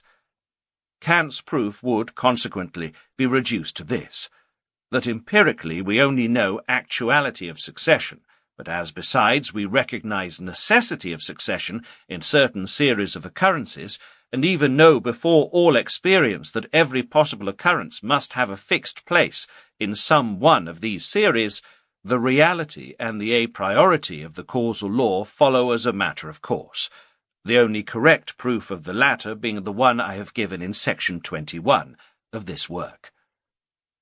Parallel with the Kantian theory, that the causal nexus alone renders objective succession and our knowledge of it possible, there runs another, that coexistence and our knowledge of it are only possible through reciprocity. In the Critique of Pure Reason, they are presented under the title Third Analogy of Experience. Here Kant goes so far as to say that the coexistence of phenomena, which exercise no reciprocal action on one another, but are separated by a perfectly empty space, could never become an object of possible perception, which, by the way, would be a proof a priori that there is no empty space between the fixed stars, and that the light which plays between our eyes and celestial bodies, an expression conveying surreptitiously the thought that this starlight not only acts upon our eyes, but is acted upon by them also, produces an intercommunity between us and them, and proves the coexistence of the latter. Now, even empirically, this last assertion is false, since the sight of a fixed star by no means proves its coexistence simultaneously with its spectator, but at most its existence some years, nay, even some centuries before. Besides, this second Kantian theory stands and falls with the first, only it is far more easily detected, and the nullity of the whole conception of reciprocity has been shown in section 20. The arguments I have brought forward against Kant's proof may be compared with two previous attacks made on it by Feder and by G. E. Schulze. Not without considerable hesitation did I thus venture, in 1813, to attack a theory which had been universally received as a demonstrated truth, is repeated even now in the latest publications, and forms a chief point in the doctrine of one for whose profound wisdom I have the greatest reverence and admiration, one to whom, indeed, I owe so much that his spirit might truly say to me, in the words of Homer, "I too removed the film that covered your eyes." Section 24. Of the Misapplication of the Law of Causality. From the foregoing exposition it follows that the application of the causal law to anything but changes in the material empirically given world is an abuse of it. For instance, it is a misapplication to make use of it with reference to physical forces, without which no changes could take place, or to matter, on which they take place, or to the world, to which we must, in that case, attribute an absolutely objective existence independently of our intellect, indeed in many other cases besides. I refer the reader to what I have said on this subject in my chief work. Such misapplications always arise, partly through our taking the conception of cause, like many other metaphysical and ethical conceptions, in far too wide a sense, partly through our forgetting that the causal law is certainly a presupposition which we bring with us into the world, by which the perception of things outside us becomes possible, but that, just on that account, we are not authorized in extending beyond the range and independently of our cognitive faculty a principle which has its origin in the equipment of that faculty, nor in assuming it to hold good as the everlasting order of the universe and of all that exists. Section 25. The time in which a change takes place. As the principle of sufficient reason of becoming is exclusively applicable to changes, we must not omit to mention here that the ancient philosophers had already raised the question as to the time in which a change takes place, there being no possibility of it taking place during the existence of the preceding state, nor after the new one has supervened. Yet, if we assign a special time to it between both states, a body would, during this time, be neither in the first nor in the second state. A dying man, for instance, would be neither alive nor dead, a body neither at rest nor in movement, which would be absurd. The scruples and sophistic subtleties which this question has evoked may be found collected together in Sextus Empiricus's Adversus Mathematicos. The subject is likewise dealt with by Gellius. Plato had disposed somewhat cavalierly of this knotty point by maintaining that changes take place suddenly and occupy no time at all. They occur, he says, suddenly, which he calls a strange, timeless existence, which nevertheless comes within time. It was accordingly reserved for the perspicacity of Aristotle to clear up this difficult point, which he has done profoundly and exhaustively in the 6th book of Physics, chapters 1 to 8. His proof that no change takes place suddenly, but that each occurs only gradually, and therefore occupies a certain time, is based entirely upon the pure a priori intuition of time and of space, but it is also very subtle. The pith of this very lengthy demonstration may, however, be reduced to the following propositions. When we say of objects that they limit each other, we mean that both have their extreme ends in common. Therefore, only two extended things can be conterminous, never two indivisible ones. For then they would be one, i.e., only lines, but not mere points, can be conterminous. He then transfers this from space to time. As there always remains a line between 2 points, so there always remains a time between 2 nows. This is the time in which a change takes place, i.e. when one state is in the first and another in the second, now.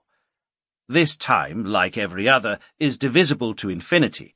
Consequently, whatever is changing passes through an infinite number of degrees within that time, through which the second state gradually grows out of that first one. The process may perhaps be made more intelligible by the following explanation. Between two consecutive states, the difference of which is perceptible to our senses, there are always several intermediate states, the difference between which is not perceptible to us, because, in order to be sensuously perceptible, the newly arising state must have reached a certain degree of intensity or of magnitude. It is therefore preceded by degrees of lesser intensity or extension, in passing through which it gradually arises. Taken collectively, these are comprised under the name of change, and the time occupied by them is called the time of change. Now, if we apply this to a body being propelled, the first effect is a certain vibration of its inner parts, which, after communicating the impulse to other parts, breaks out into external motion. Aristotle infers quite rightly from the infinite divisibility of time that everything which fills it, therefore every change, i.e. every passage from one state to another, must likewise be susceptible of endless subdivision, so that all that arises does so, in fact, by the concourse of an infinite multitude of parts. Accordingly, its genesis is always gradual, never sudden. From these principles, and the consequent gradual arising of each movement, he draws the weighty inference in the last chapter of this book, that nothing indivisible, no mere point, can move. And with this conclusion, Kant's definition of matter as that which moves in space completely harmonizes. This law of the continuity and gradual taking place of all changes, which Aristotle was thus the first to lay down and prove, we find stated 3 times by Kant. In his dissertation on the form and principles of the sensible and the intelligible world, section 14, in the Critique of Pure Reason, and finally in his metaphysical first principles of natural science. In all 3 places his exposition is brief, but also less thorough than that of Aristotle. Still, in the main, both entirely agree. We can therefore hardly doubt that directly or indirectly Kant must have derived these ideas from Aristotle, though he does not mention him. Aristotle's proposition, "the moments of the present are not continuous," we here find expressed as follows. Between two moments there is always a time, to which may be objected that even between 2 centuries there is none, because in time, as in space, there must always be a pure limit. Thus Kant, instead of mentioning Aristotle, endeavours in the first and earliest of his 3 statements to identify the theory he is advancing with Leibniz's lex continuitatis. If they really were the same, Leibniz must have derived his from Aristotle. Now, Leibniz first stated this loi de la continuité in a letter to Bayle. There, however, he calls it principe de l'ordre général, and gives under this name a very general, vague, chiefly geometrical argumentation, having no direct bearing on the time of change, which he does not even mention. Chapter 5. On the second class of objects for the subject and the form of the principle of sufficient reason which predominates in it. Section 26. Explanation of this class of objects. The only essential distinction between the human race and animals, which from time immemorial has been attributed to a special cognitive faculty peculiar to mankind, called reason, is based upon the fact that man owns a class of representations which is not shared by any animal. These are conceptions, therefore abstract as opposed to intuitive, representations, from which they are nevertheless derived.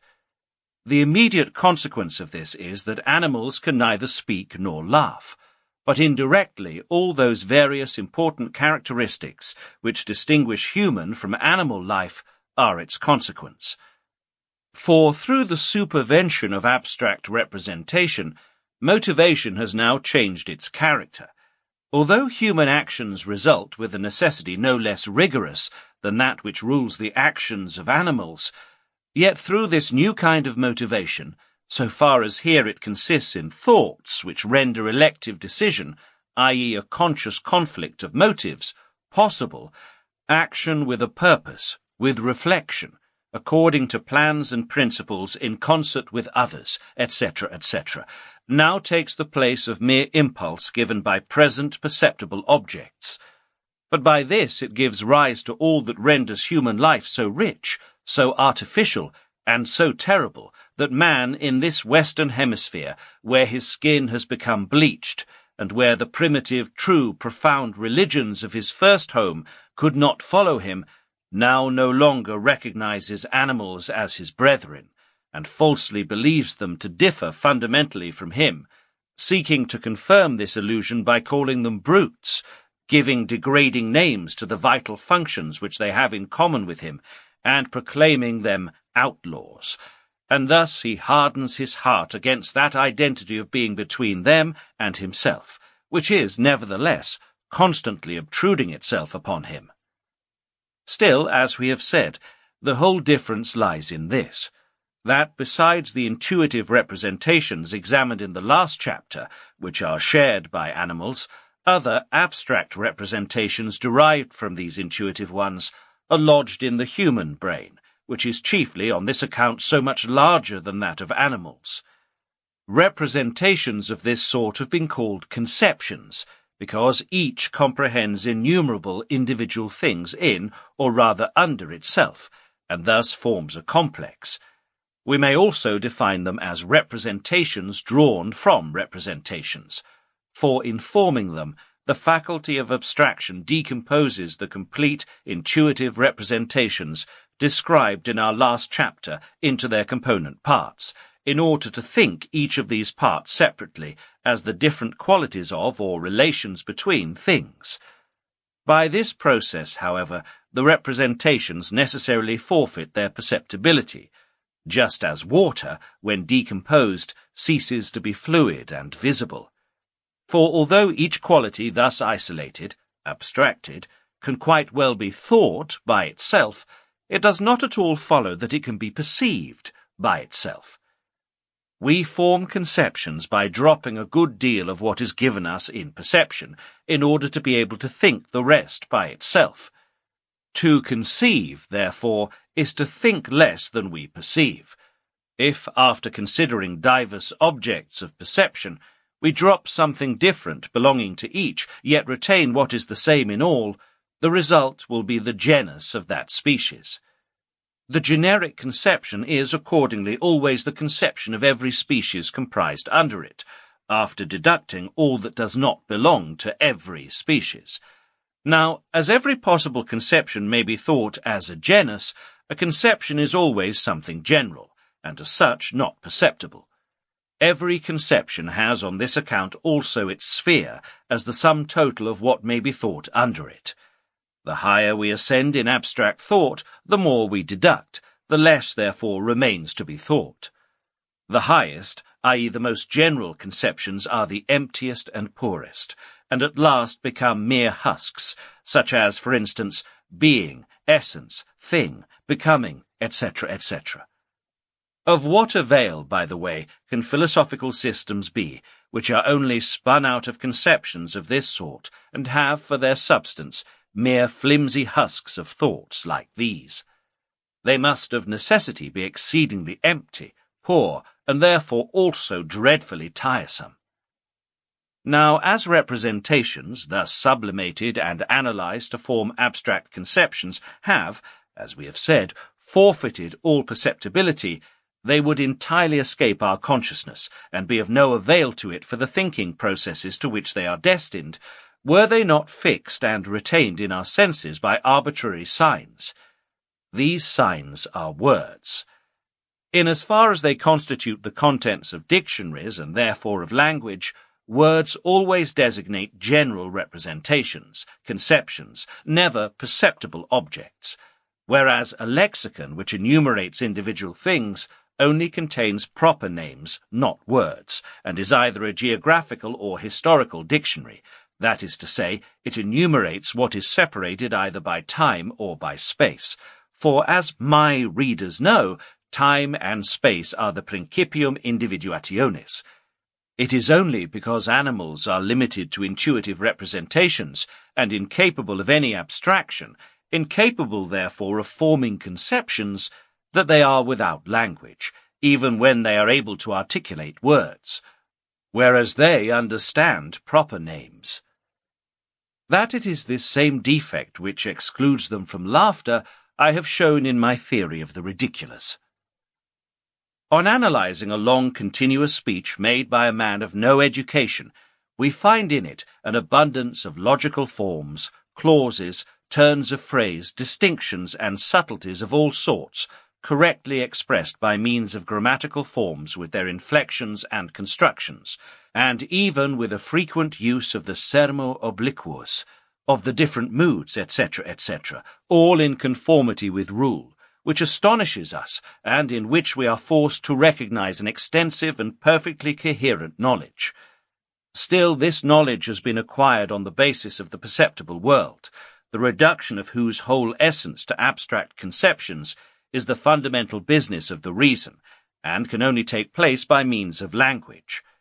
In learning the use of language, therefore, the whole mechanism of reason, that is, all that is essential in logic, is brought to our consciousness. Now, this can evidently not take place without considerable mental effort and fixed attention, for which the desire to learn gives children the requisite strength. So long as that desire has before it what is really available and necessary, it is vigorous, and it only appears weak when we try to force upon children that which is not suited to their comprehension. Thus even a coarsely educated child, in learning all the turns and subtleties of language, as well through its own conversation as that of others, accomplishes the development of its reason, and acquires that really concrete logic which consists less in logical rules than in the proper application of them. Just as the rules of harmony are learnt by persons of musical talent simply by playing the piano, without reading music or studying thorough bass. The deaf and dumb alone are excluded from the above-mentioned logical training through the acquirement of speech. Therefore, they are almost as unreasonable as animals, when they have not been taught to read by the very artificial means specially adapted for their requirements, which takes the place of the natural schooling of reason. Section 27. The utility of conceptions. The fundamental essence of our reason or thinking faculty is, as we have seen, the power of abstraction, or the faculty of forming conceptions. It is therefore the presence of these in our consciousness which produces such amazing results. That it should be able to do this rests mainly on the following grounds. It is just because they contain less than the representations from which they are drawn that conceptions are easier to deal with than representations. They are, in fact, to these almost as the formula of higher arithmetic to the mental operations which give rise to them, and which they represent, or as a logarithm to its number. They only contain just the part required of the many representations from which they are drawn. If instead we were to try to recall those representations themselves by means of the imagination, we should, as it were, have to lug about a load of unessential lumber, which would only embarrass us, whereas by the help of conceptions we are enabled to think only those parts and relations of all these representations which are wanted for each individual purpose, so that their employment may be compared to doing away with superfluous luggage, or to working with extracts instead of plants themselves, with quinine instead of bark. What is properly called thinking, in its narrowest sense, is the occupation of the intellect with conceptions, that is, the presence in our consciousness of the class of representations we now have before us. This is also what we call reflection, a word which, by a figure of speech borrowed from optics, expresses at once the derivative and the secondary character of this kind of knowledge. Now, it is this thinking, this reflection, which gives man that deliberation which is wanting in animals. For by enabling him to think many things under one conception, but always only the essential part in each of them, it allows him to drop at his pleasure every kind of distinction, consequently even those of time and of space, and thus he acquires the power of embracing in thought not only the past and the future, but also what is absent, while animals are in every respect strictly bound to the present. This deliberative faculty, again, is really the root of all those theoretical and practical achievements which give man so great a superiority over animals. First and foremost, of his care for the future while taking the past into consideration, then of his premeditated, systematic, methodical procedure in all undertakings, and therefore of the cooperation of many persons towards a common end, and by this of law, order, the state, etc., etc. But it is especially in science that the use of conceptions is important, for they are, properly speaking, its materials. The aims of all the sciences may, indeed, in the last resort, be reduced to knowledge of the particular through the general. Now this is only possible by means of the dictum de omni et nullo, statement concerning all and none, and this again is only possible through the existence of conceptions. Aristotle therefore says, "For without the universal, knowledge is impossible." Conceptions are precisely those universalia whose mode of existence formed the argument of the long controversy between the realists and nominalists in the Middle Ages. Section 28. Representatives of conceptions, the faculty of judgment. Conceptions must not be confounded with pictures of the imagination, these being intuitive and complete, therefore individual representations, although they are not called forth by sensuous impressions, and do not therefore belong to the complex of experience. Even when used to represent a conception, a picture of the imagination, phantasm, ought to be distinguished from a conception.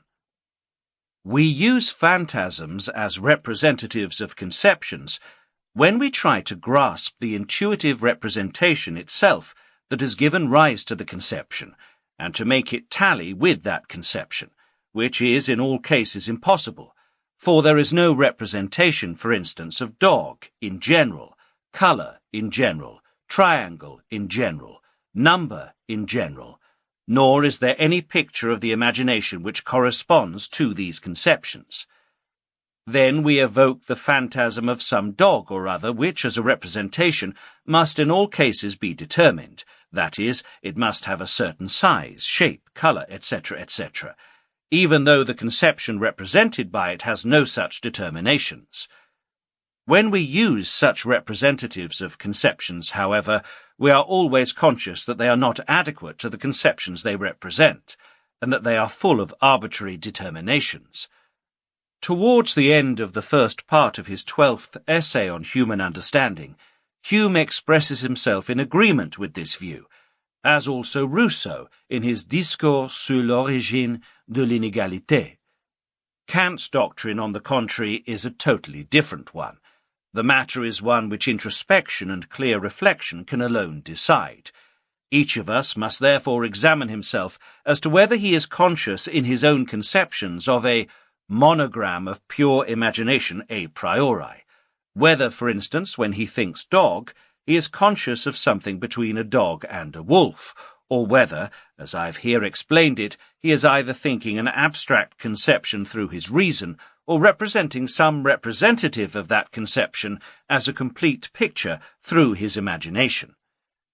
All thinking in a wider sense, that is, all inner activity of the mind in general, necessitates either words or pictures of the imagination. Without one or other of these it has nothing to hold by.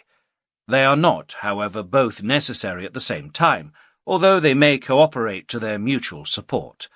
Now, thinking in a narrower sense, that is, abstract reflection by means of words, is either purely logical reasoning, in which case it keeps strictly to its own sphere, or it touches upon the limits of perceptible representations in order to come to an understanding with them, so as to bring that which is given by experience and grasped by perception into connection with abstract conceptions resulting from clear reflection, and thus to gain complete possession of it.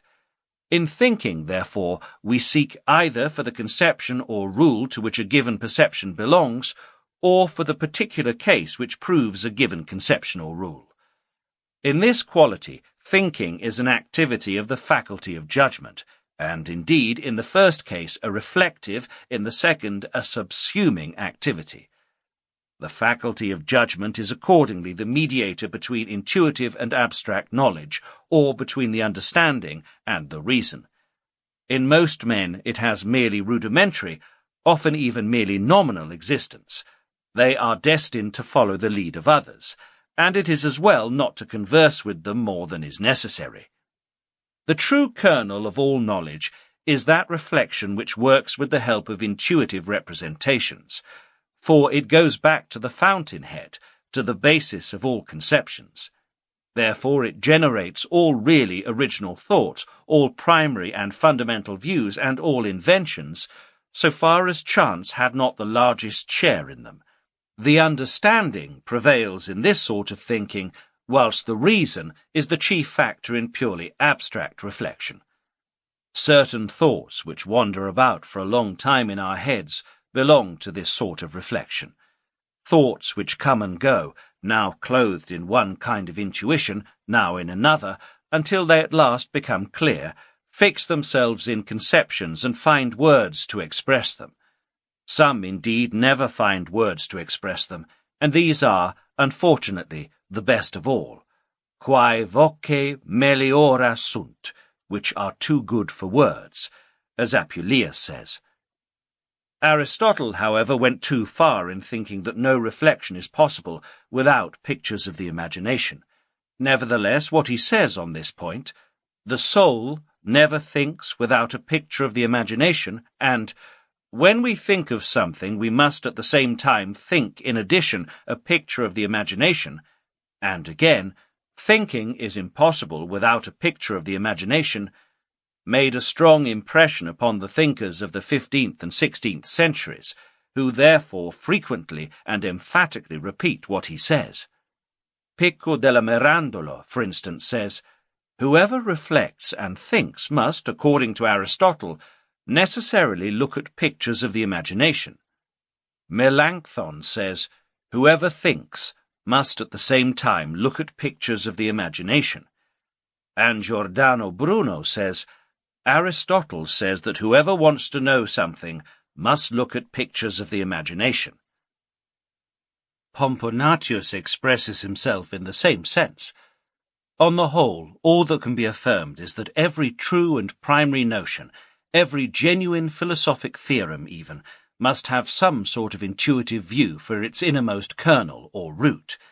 This, though something momentary and single, subsequently imparts life and spirit to the whole analysis, however exhaustive it may be, just as one drop of the right reagent suffices to tinge a whole solution with the colour of the precipitate which it causes. When an analysis has a kernel of this sort, it is like a banknote issued by a firm which has ready money wherewith to back it, whereas every other analysis proceeding from mere combinations of abstract conceptions resembles a banknote which is issued by a firm which has nothing but other paper obligations to back it with. All mere rational talk thus renders the result of given conceptions clearer, but does not, strictly speaking, bring anything new to light. It might therefore be left to each individual to do himself, instead of filling whole volumes every day. Section 29. Principle of sufficient reason of knowing. But even in a narrower sense, thinking does not consist in the bare presence of abstract conceptions in our consciousness, but rather in connecting or separating two or more of these conceptions under sundry restrictions and modifications, which logic indicates in the theory of judgments. A relation of this sort between conceptions distinctly thought and expressed we call a judgment. Now, with reference to these judgments, the principle of sufficient reason here once more holds good, yet in a widely different form from that which has been explained in the preceding chapter. For here it appears as the principle of sufficient reason of knowing, principium rationis sufficientis cognoscendi. As such, it asserts that if a judgment is to express knowledge of any kind, it must have a sufficient reason, in virtue of which quality it then receives the predicate true. Thus, truth is the reference of a judgment to something different from itself, called its reason or ground, which reason, as we shall presently see, itself admits of a considerable variety of kinds. As, however, this reason is invariably a something upon which the judgment rests, the German term for it, namely Grund, is not ill chosen. In Latin, and in all languages of Latin origin, the word by which a reason of knowledge is designated is the same as that used for the faculty of reason, ratiocinatio. Both are called ratio, la ragione, la razón, la raison, the reason. From this it is evident that attaining knowledge of the reasons of judgments had been recognized as reason's highest function, its business par excellence. Now, these grounds upon which a judgment may rest may be divided into 4 different kinds, and the truth obtained by that judgment will correspondingly differ. They are stated in the following paragraph. Section 30. Logical truth. A judgment may have for its reason another judgment. In this case it has logical or formal truth. Whether it has material truth also remains an open question, and depends on whether the judgment on which it rests has material truth, or whether the series of judgments on which it is founded leads to a judgment which has material truth or not. This founding of a judgment upon another judgment always originates in a comparison between them, which takes place either directly, by mere conversion or contraposition, or by adding a third judgment, and then the truth of the judgment we are founding becomes evident through their mutual relation. This operation is the complete syllogism. It is brought about either by the opposition or by the subsumption of conceptions. As the syllogism, which is the founding of one judgment upon another by means of a third, never has to do with anything but judgments, and as judgments are only combinations of conceptions, and conceptions again are the exclusive object of our reason, syllogizing has been rightly called reason's special function. The whole syllogistic science, in fact, is nothing but the sum total of the rules for applying the principle of sufficient reason to the mutual relations of judgments. Consequently, it is the canon of logical truth. Judgments whose truth becomes evident through the four well-known laws of thinking must likewise be regarded as based upon other judgments, for these four laws are themselves precisely judgments from which follows the truth of those other judgments.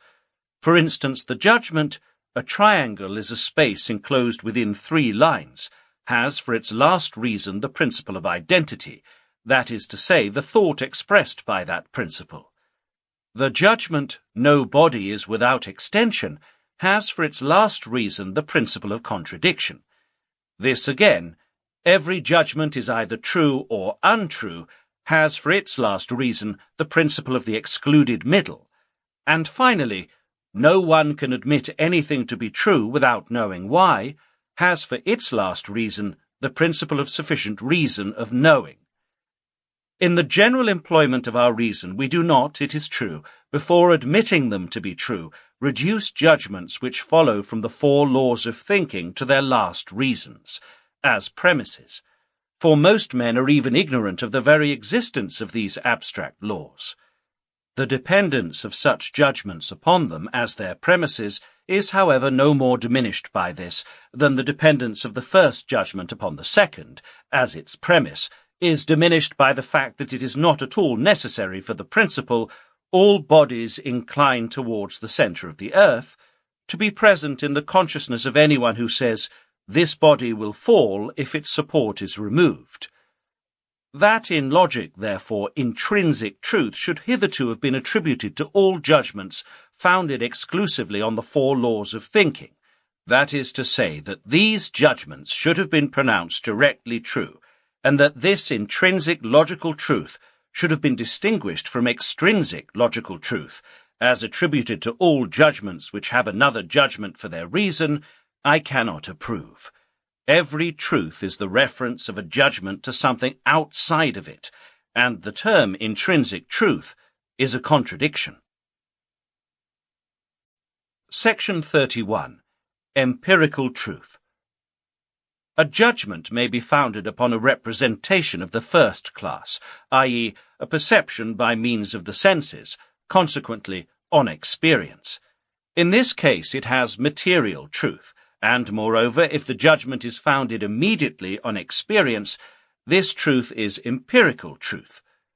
When we say a judgment has material truth, we mean, on the whole, that its conceptions are connected, separated, limited, according to the requirements of the intuitive representations through which it is inferred. To attain knowledge of this is the direct function of the faculty of judgment, as the mediator between the intuitive and the abstract or discursive faculty of knowing. In other words, between the understanding and the reason. Section 32. Transcendental truth. The forms of intuitive empirical knowledge which lie within the understanding and pure sensibility may, as conditions of all possible experience, be the grounds of a judgment, which is in that case synthetical a priori. As, nevertheless, this kind of judgment has material truth, its truth is transcendental, because the judgment is based not only on experience, but on the conditions of all possible experience lying within us, for it is determined precisely by that which determines experience itself, namely, either by the forms of space and of time perceived by us a priori, or by the causal law known to us a priori. Propositions such as 2 straight lines do not include a space, nothing happens without a cause, matter can neither come into being nor perish, 3 times 7 equals 21, are examples of this kind of judgment. The whole of pure mathematics, and no less my tables of the predicabilia a priori, as well as most of Kant's theorems in his Metaphysical Rudiments of Natural Science, may, properly speaking, be adduced in corroboration of this kind of truth. Section 33. Metalogical truth. Lastly, a judgment may be founded on the formal conditions of all thinking which are contained in the reason, and in this case its truth is of a kind which seems to me best defined as metalogical truth. This expression has nothing at all to do with the Metalogicus, written by Johannes Sarisberiensis in the 12th century, for he declares in his prologue, "Because I support and defend logic, my book is called Metalogicus," and never makes use of the word again.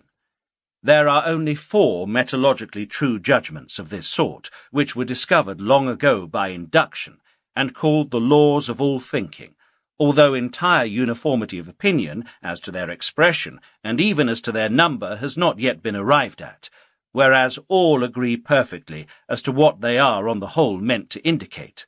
They are the following. 1. A subject is equal to the sum total of its predicates, or A equals A. 2. No predicate can be attributed and denied to a subject at the same time, or A equals minus A equals O. 3. One of 2 opposite contradictory predicates must belong to every subject. 4. Truth is the reference of a judgment to something outside of it, as its sufficient reason.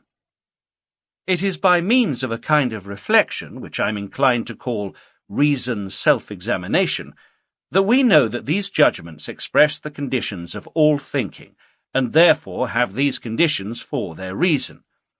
For, by the fruitlessness of its endeavours to think in opposition to these laws, our reason acknowledges them to be the conditions of all possible thinking.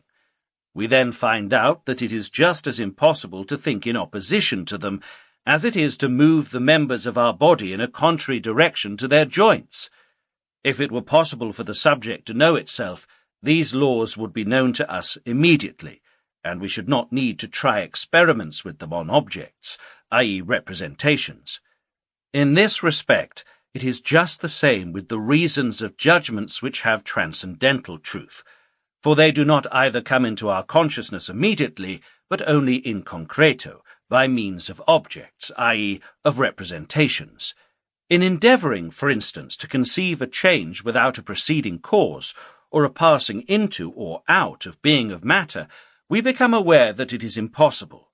Moreover, we recognize this impossibility to be an objective one, although its root lies in our intellect, for we could not otherwise bring it to consciousness in a subjective way. There is, on the whole, a strong likeness and connection between transcendental and metalogical truths, which shows that they spring from a common root. In this chapter we see the principle of sufficient reason chiefly as metalogical truth, whereas in the last it appeared as transcendental truth, and in the next one it will again be seen as transcendental truth under another form. In the present treatise I am taking special pains, precisely on this account, to establish the principle of sufficient reason as a judgment having a fourfold reason, by which I do not mean 4 different reasons leading contingently to the same judgment, but one reason presenting itself under a fourfold aspect, and this is what I call its fourfold root. The other 3 metalogical truths so strongly resemble one another that in considering them one is almost necessarily induced to search for their common expression, as I have done in the 9th chapter of the 2nd volume of my chief work. On the other hand, they differ considerably from the principle of sufficient reason. If we were to seek an analogue for the 3 other metalogical truths among transcendental truths, the one I should choose would be this: substance, I mean matter, is permanent. Section 34. Reason. As the class of representations I have dealt with in this chapter belongs exclusively to man, and as all that distinguishes human life so forcibly from that of animals, and confers so great a superiority on man is, as we have shown, based upon his faculty for these representations, this faculty evidently and unquestionably constitutes that reason which from time immemorial has been reputed the prerogative of mankind. Likewise, all that has been considered by all nations, and in all times explicitly as the work or manifestation of the reason, of the ratio, la ragione, la razón, la raison, reason, may evidently also be reduced to what is only possible for abstract, discursive, reflective, mediate knowledge, conditioned by words, and not for more intuitive, immediate, sensuous knowledge, which belongs to animals also. Cicero rightly places ratio et oratio together, and describes them as reason and speech, which by teaching, learning, communicating, negotiating, and judging make for friendship among men, and so on. And I call this reason, or if you want more words, mind, deliberation, thinking, circumspection, and reason which constitutes our only advantage over the animals, and by which we have the power to foresee, to prove, to refute, to demonstrate, to discover something, to arrive at a decision. But in all ages and countries, philosophers have invariably expressed themselves in this sense with respect to the reason, even to Kant himself, who still defines it as the faculty for principles and for inference, although it cannot be denied that he first gave rise to the distorted views which followed. In my principal work, and also in the fundamental problems of ethics, I have spoken at great length about the agreement of all philosophers on this point, as well as about the true nature of reason, as opposed to the distorted conceptions for which we have to thank the professors of philosophy of this century. I need not therefore repeat what has already been said there, and shall limit myself to the following considerations. Our professors of philosophy have thought fit to do away with the name which had hitherto been given to that faculty of thinking and pondering by means of reflection and conceptions, which distinguishes man from animals, which necessitates language, while it qualifies us for its use, with which all human deliberation and all human achievements hang together, and which had therefore always been viewed in this light, and understood in this sense by all nations, and even by all philosophers. In defiance of all sound taste and custom, our professors decided that this faculty should henceforth be called understanding instead of reason, and that all that is derived from it should be named intelligent instead of rational, which of course had a strange, awkward ring about it, like a discordant tone in music. For in all ages and countries the words understanding, intellectus, acumen, perspicacia, sagacitas, etc., etc., had been used to denote the more intuitive faculty described in our last chapter, and its results, which differ specifically from those of reason here in question, have always been called intelligent, sagacious, clever, etc., etc.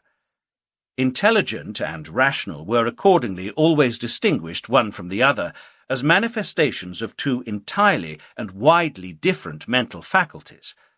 Our professional philosophers could not, however, take this into account. Their policy required the sacrifice, and in such cases the cry is, "Move on, truth, for we have higher, well-defined aims in view. Make way for us, truth, in maiorem Dei gloriam, as thou hast long ago learnt to do. Is it thou who givest fees and pensions? Move on, truth, move on, betake thyself to merit, and crouch in the corner." The fact was they wanted reason's place and name for a faculty of their own creation and fabrication, or, to speak more correctly and honestly, for a completely fictitious faculty, destined to help them out of the straits to which Kant had reduced them, a faculty for direct metaphysical knowledge, that is to say, one which transcends all possible experience, is able to grasp the world of things in themselves and their relations, and is therefore, before all, consciousness of God, Gottes Bewusstsein, that is, It knows God the Lord immediately, construes a priori the way in which he has created the universe, or, should this sound too trivial, the way in which he has produced it out of himself, or to a certain degree generated it by some more or less necessary vital process, or again, as the most convenient proceeding, however comical it may appear, simply dismissed it, according to the custom of sovereigns at the end of an audience, and left it to get upon its legs by itself, and walk away wherever it liked. Nothing less than the impudence of a scribbler of nonsense like Hegel could, it is true, be found to venture upon this last step. Yet it is tomfoolery like this which, largely amplified, has filled hundreds of volumes for the last 50 years under the name of Cognitions of Reason, Vernunfterkenntnisse, and forms the argument of so many works called philosophical by their authors and scientific by others, one would think ironically, this expression being even repeated to satiety. Reason, to which all this wisdom is falsely and audaciously imputed, is pronounced to be a supersensuous faculty, or a faculty for ideas. In short, an oracular power lying within us, designed directly for metaphysics. During the last half-century, however, there has been considerable discrepancy of opinion among the adepts as to the way in which all these supersensuous wonders are perceived. According to the most audacious, reason has a direct intuition of the absolute, or even ad libitum of the infinite and of its evolutions towards the finite. Others, somewhat less bold, opine that its mode of receiving this information partakes rather of audition than of vision, since it does not exactly see, but merely hears, vernimmt, what is going on in cloud cuckoo land, and then honestly transmits what it has thus received to the understanding to be worked up into textbooks. According to a pun of Jacobi's, even the German name for reason, Vernunft, is derived from this pretended Vernehmen, whereas it evidently comes from that Vernehmen which is conveyed by language and conditioned by reason, and by which the distinct perception of words and their meaning is designated, as opposed to mere sensuous hearing which animals have also. This miserable jeu de mots nevertheless continues after half a century to find favour. It passes for a serious thought, nay, even for a proof, and has been repeated over and over again. The most modest among the adepts again assert that reason neither sees nor hears, therefore it receives neither a vision nor a report of all these wonders, and has a mere vague Ahndung, or misgiving of them. But then they drop the D, by which the word, Ahnung, acquires a peculiar touch of silliness, which, backed up as it is by the sheepish look of the apostle, for the time being, of this wisdom, cannot fail to gain it entrance. My readers know that I only admit the word idea in its primitive, that is, Platonic sense, and that I have treated this point at length and exhaustively in the third book of my chief work. The French and English, on the other hand, certainly attach a very commonplace but quite clear and definite meaning to the word idee, or idea, whereas the Germans lose their heads as soon as they hear the word ideen. All presence of mind abandons them, and they feel as if they were about to ascend in a balloon. Here, therefore, was a field of action for our adepts in intellectual intuition. So the most impudent of them, the notorious charlatan Hegel, without more ado called his theory of the universe and of all things die Idee, and in this, of course, all thought that they had something to lay hold of. Still, if we inquire into the nature of these ideas, for which reason is pronounced to be the faculty, without letting ourselves be put out of countenance, the explanation usually given is an empty, high-flown, confused verbiage, in set periods of such length, that if the reader does not fall asleep before he has half read it, he will find himself bewildered rather than enlightened at the end. Nay, he may even have a suspicion that these ideas are very like chimeras. Meanwhile, should anyone show a desire to know more about this sort of ideas, he will have all kinds of things served up to him. Now it will be the chief subjects of the theses of scholasticism. I allude here to the representations of God, of an immortal soul, of a real, objectively existent world and its laws, which Kant himself has unfortunately called ideas of reason, erroneously and unjustifiably, as I have shown in my critique of his philosophy, yet merely with a view to proving the utter impossibility of demonstrating them and their want of all theoretical authority. Then again it will be, as a variation, only God, freedom, and immortality. At other times it will be the Absolute, whose acquaintance we have already made in section 20, as the cosmological proof, forced to travel incognito, or the infinite, as opposed to the finite.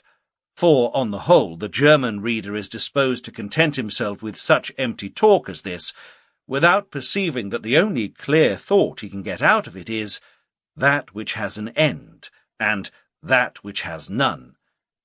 The good, the true, and the beautiful, moreover, stand high in favour with the sentimental and tender-hearted as pretended ideas, though they are really only three very wide and abstract conceptions, because they are extracted from a multitude of things and relations. Wherefore, like many other such abstracta, they are exceedingly empty.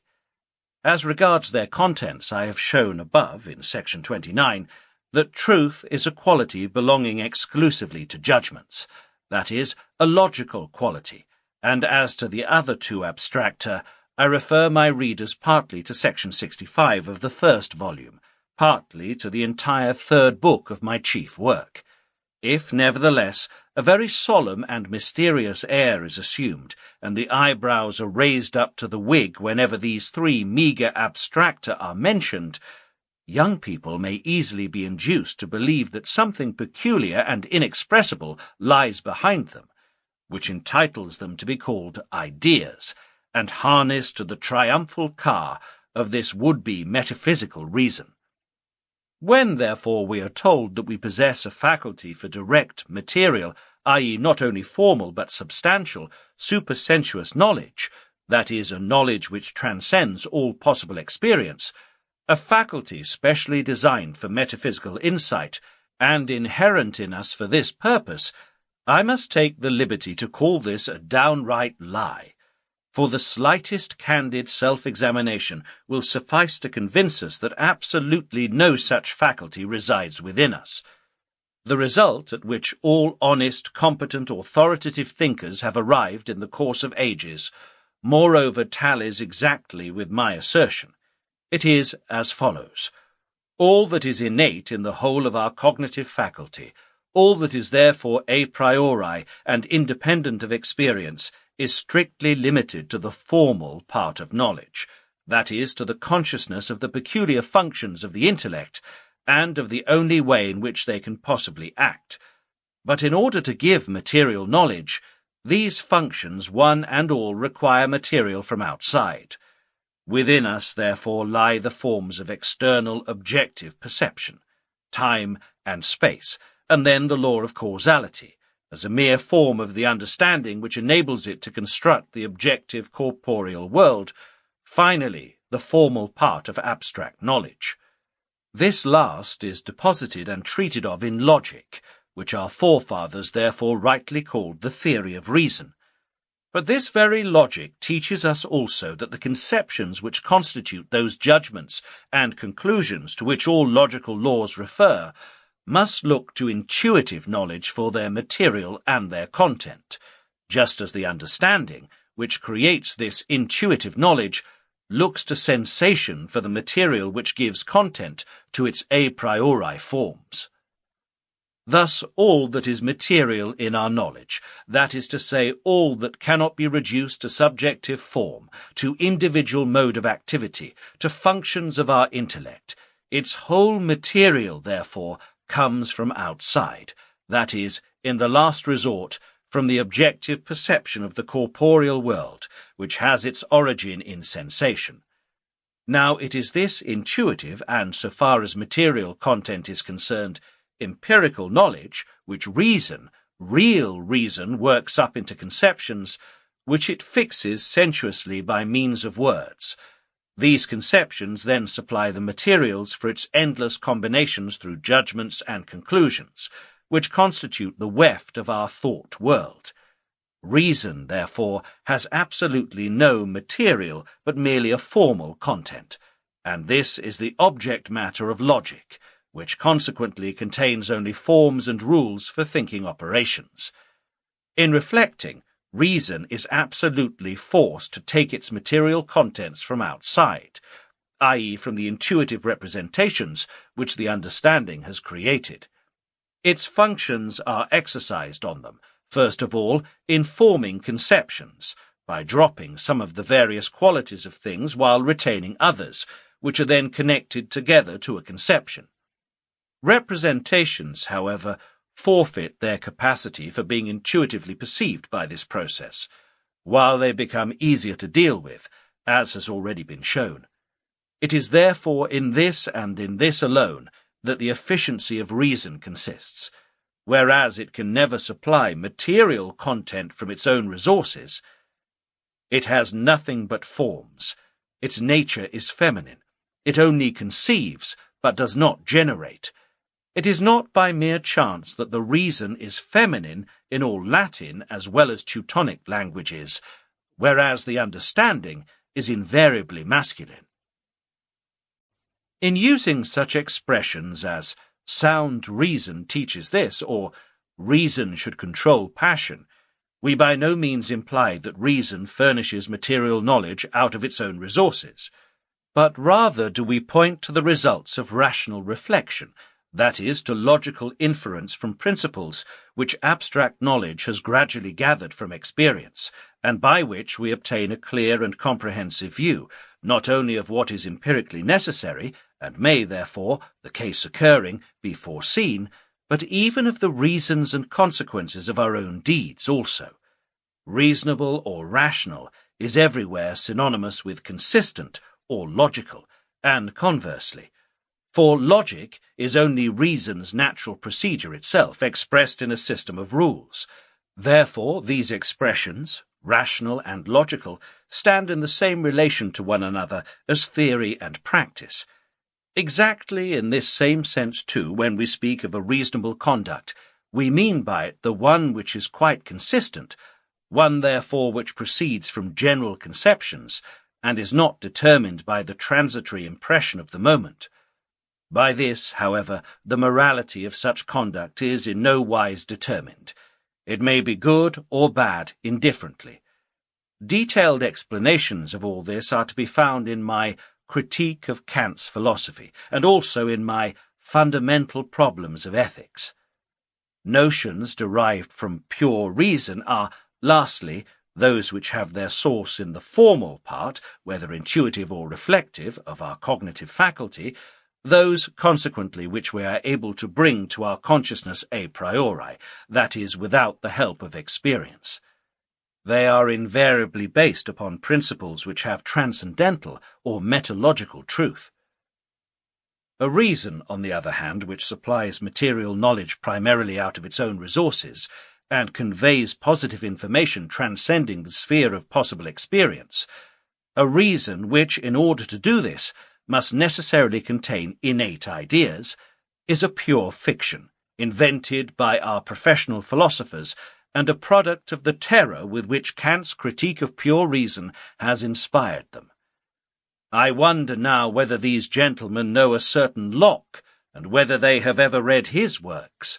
Perhaps they may have done so in times long gone by, cursorily and superficially, while looking down complacently on this great thinker from the heights of their own conscious superiority. Maybe, too, in some inferior German translation, for I do not yet see that the knowledge of modern languages has increased in proportion to the deplorable decrease in that of ancient ones.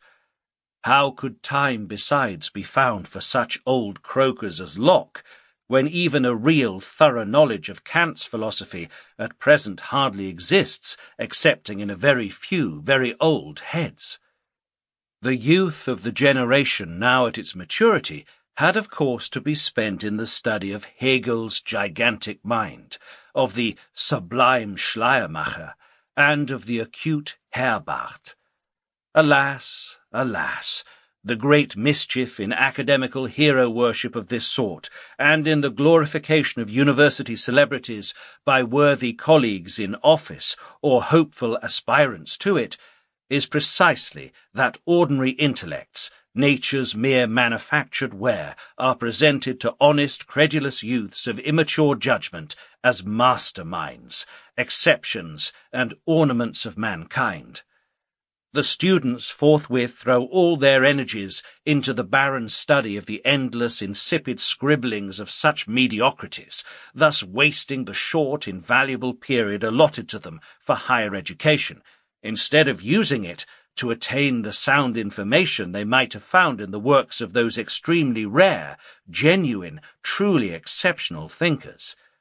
Nantes ingurgite vasto, swimming in the vast deep, who only rise to the surface every now and then in the course of ages, because nature produced but one of each kind, and then destroyed the mould. For this generation also those great minds might have had life, had our youth not been cheated out of its share in their wisdom by these exceedingly pernicious extollers of mediocrity, members of the vast league and brotherhood of mediocrities, which is as flourishing today as it ever was, and still hoists its flag as high as it can in persistent antagonism to all that is great and genuine, as humiliating to its members. Thanks to them, our age has declined to so low an ebb that Kant's philosophy, which it took our fathers years of study, of serious application, and of strenuous effort to understand, has again become foreign to the present generation, which stands before it like an ass listening to a lyre, at times attacking it coarsely and clumsily, as barbarians throw stones at the statue of some Greek god which is foreign to them. Now, as this is the case, I feel it incumbent upon me to advise all champions of a reason that perceives, comprehends, and knows directly, in short, that supplies material knowledge out of its own resources, to read, as something new to them, the first book of Locke's work, which has been celebrated throughout the world for the last 150 years, and in it especially to peruse sections 21 to 26 of the third chapter, expressly directed against all innate notions. For although Locke goes too far in denying all innate truths, inasmuch as he extends his denial even to our formal knowledge, a point in which he has been brilliantly rectified by Kant, he is nevertheless perfectly and undeniably right with reference to all material knowledge, that is, all knowledge which gives substance. I have already said in my Ethics what I must nevertheless repeat here, because, as the Spanish proverb says, no hay peor sordo que quien quiere oír, none so deaf as those who will not hear, namely, that if reason were a faculty specially designed for metaphysics, a faculty which supplied the material of knowledge and could reveal that which transcends all possible experience, the same harmony would necessarily reign between men on metaphysical and religious subjects, for they are identical, as on mathematical ones, and those who differed in opinion from the rest would simply be looked upon as not quite right in their mind. Now exactly the contrary takes place, for on no subject are men so completely at variance with one another as upon these. Ever since men first began to think, philosophical systems have opposed and combated each other everywhere. They are, in fact, often diametrically contrary to one another. Ever since men first began to believe, which is still longer, religions have fought against one another with fire and sword, with excommunication and cannons. But in times when faith was most ardent, it was not the lunatic asylum, but the Inquisition with all its paraphernalia which awaited individual heretics. Here again, therefore, experience flatly and categorically contradicts the false assertion that reason is a faculty for direct metaphysical knowledge, or, to speak more clearly, of inspiration from above. Since it is high time that severe judgment should be passed upon this reason, since horribile dictu, so lame, so palpable a falsehood continues after half a century to be hawked about all over Germany, wandering year by year from the professor's chair to the student's bench, and from bench to chair, and has actually found a few simpletons, even in France, willing to believe in it, and carry it about in that country also. Here, however, French bon sens will very soon send la raison transcendentale about its business. But where was this falsehood originally hatched? How did the fiction first come into the world?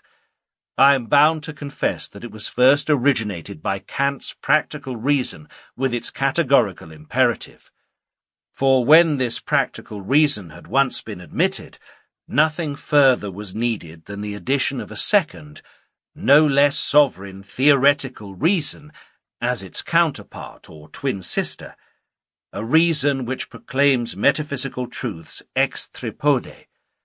I have described the brilliant success of this invention in my Fundamental Problems of Ethics, to which work I refer my reader. Now, although I grant that Kant first gave rise to this false assumption, I am nevertheless bound to add that those who want to dance are not long in finding a piper, for it is surely as though a curse lay on mankind, causing them, in virtue of a natural affinity for all that is corrupt and bad, to prefer and hold up to admiration the inferior, not to say downright defective, portions of the works of eminent minds, while the really admirable parts are tolerated as merely accessory. Very few in our time know wherein the peculiar depth and true grandeur of Kant's philosophy lies, for his works have necessarily ceased to be comprehended since they have ceased to be studied. In fact, they are now only cursorily read, for historical purposes, by those who are under the delusion that philosophy has advanced, not to say begun, since Kant. We soon perceive, therefore, that in spite of all their talk about Kantian philosophy, these people really know nothing of it but the husk, the mere outer envelope, and that if perchance they may here or there have caught up a stray sentence or brought away a rough sketch of it, they have never penetrated to the depths of its meaning and spirit. People of this sort have always been chiefly attracted, in Kant's philosophy, first of all by the antinomies, on account of their oddity, but still more by his practical reason with its categorical imperative, nay, even by the moral theory he placed on the top of it, though with this last he was never in earnest, for a theoretical dogma which has only practical validity is very like the wooden guns we allow our children to handle without fear of danger. Properly speaking, it belongs to the same category as wash my skin, but without wetting it. Now, as regards the categorical imperative, Kant never asserted it as a fact, but on the contrary, protests repeatedly against this being done. He merely served it up as the result of an exceedingly curious combination of thoughts, because he stood in need of a sheet anchor for morality. Our professors of philosophy, however, never sifted the matter to the bottom, so that it seems as if no one before me had ever thoroughly investigated it. Instead of this, they made all haste to bring the categorical imperative into credit as a firmly established fact, calling it, in their purism, the moral law, which, by the way, always reminds me of Bourga's Mademoiselle la Règle. Indeed, they have made out of it something as massive as the stone tables of Moses, whose place it entirely takes for them. Now, in my essay upon the fundament of morality, I have brought this same practical reason with its categorical imperative under the anatomical knife, and proved so clearly and conclusively that they never had any life or truth, that I should like to see the man who can refute me with reasons, and so help the categorical imperative honestly on its legs again. Meanwhile, our professors of philosophy do not allow themselves to be put out of countenance by this. They can no more dispense with their moral law of practical reason as a convenient deus ex machina on which to found their morality than with free will. Both are essential points in their old woman's philosophy. No matter if I have made an end of both, since for them both continue to exist, like deceased sovereigns, who for political reasons are occasionally allowed to continue reigning for a few days after their death. These worthies simply pursue their tactics of old against my merciless demolition of those two antiquated fictions, silence, silence. And so they glide past noiselessly, feigning ignorance, to make the public believe that I and the like of me are not worth listening to. Well, to be sure, their philosophical calling comes to them from the ministry, while mine only comes from nature. True, we may at last perhaps discover that these heroes act upon the same principle as that idealistic bird, the ostrich, which imagines that by closing its eyes it does away with the huntsman. Ah, well, we must bide our time. If the public can only be brought to take up, meantime, with the barren twaddle, the unbearably tiresome repetitions, the arbitrary constructions of the absolute, and the infant school morality of these gentlemen, say till I am dead and they can trim up my works as they like, we shall then see. The good and the true tomorrow may have its well-disposed friends, if only today the bad and base still gain full favour and place. Goethe, Westöstlicher Divan. But do these gentlemen know what time of day it is? A long-predicted epoch has set in. The Church is beginning to totter, nay, it totters already to such a degree that it is doubtful whether it will ever be able to recover its centre of gravity. For faith is lost. The light of revelation, like other lights, requires a certain amount of darkness as an indispensable condition. The number of those who have been unfitted for belief by a certain degree and extent of knowledge is already very large. Of this we have evident signs in the general diffusion of that shallow rationalism which is showing its bulldog face daily more and more overtly. It quietly sets to work to measure those profound mysteries of Christianity over which centuries have brooded and disputed with its draper's ell, and thinks itself wondrous wise withal. It is, however, the very quintessence of Christianity, the dogma of original sin, which these shallow-brained rationalists have especially singled out for a laughing-stock, precisely because nothing seems clearer or more certain to them than that existence should begin for each of us with our birth, nothing, therefore, so impossible as that we can have come into the world already burdened with guilt. How acute! And just as in times of prevailing poverty and neglect, wolves begin to make their appearances in villages, so does materialism, ever lying in wait, under these circumstances lift up its head, and come to the front hand in hand with bestialism, its companion, which some call humanism. Our thirst after knowledge augments with our incapacity for belief. There comes a boiling point in the scale of all intellectual development, at which all faith, all revelation, and all authority evaporate, and man claims the right to judge for himself, the right not only to be taught, but to be convinced. The leading strings of his infancy have fallen off, and henceforth he demands leave to walk alone. Yet his craving for metaphysics can no more be extinguished than any physical want. Then it is that the desire for philosophy becomes serious, and that mankind invokes the spirits of all the genuine thinkers who have issued from its ranks.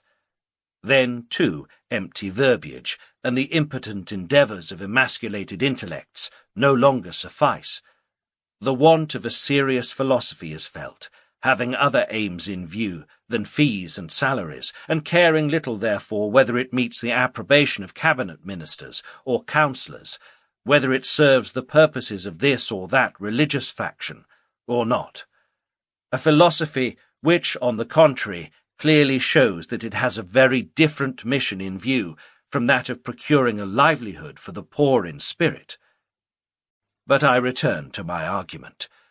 By means of an amplification which only needed a little audacity, a theoretical oracle had been added to the practical oracle with which Kant had wrongly endowed reason. The credit of this invention is no doubt due to F. H. Jacobi, from whom the professional philosophers joyfully and thankfully received the precious gift, as a means to help them out of the straits to which Kant had reduced them. That cool, calm, deliberate reason, which Kant had criticized so mercilessly, was henceforth degraded to understanding, and known by this name, while reason was supposed to denote an entirely imaginary, fictitious faculty, admitting us, as it were, to a little window overlooking the superlunar, nay, the supernatural world, through which all those truths are handed to us ready cut and dried, concerning which old-fashioned, honest, reflective reason had for ages vainly argued and contended. And it is on such a mere product of the imagination, such a completely fictitious reason as this, that German sham philosophy has been based for the last 50 years. First, as the free construction and projection of the absolute ego and the emanation from it of the non-ego, then as the intellectual intuition of absolute identity or indifference, and its evolutions to nature, or again, as the arising of God out of his dark depths, or bottomless pit, à la Jacob Böhme. Lastly, as the pure, self-thinking, absolute idea, the scene of the ballet dance of the self-moving conceptions.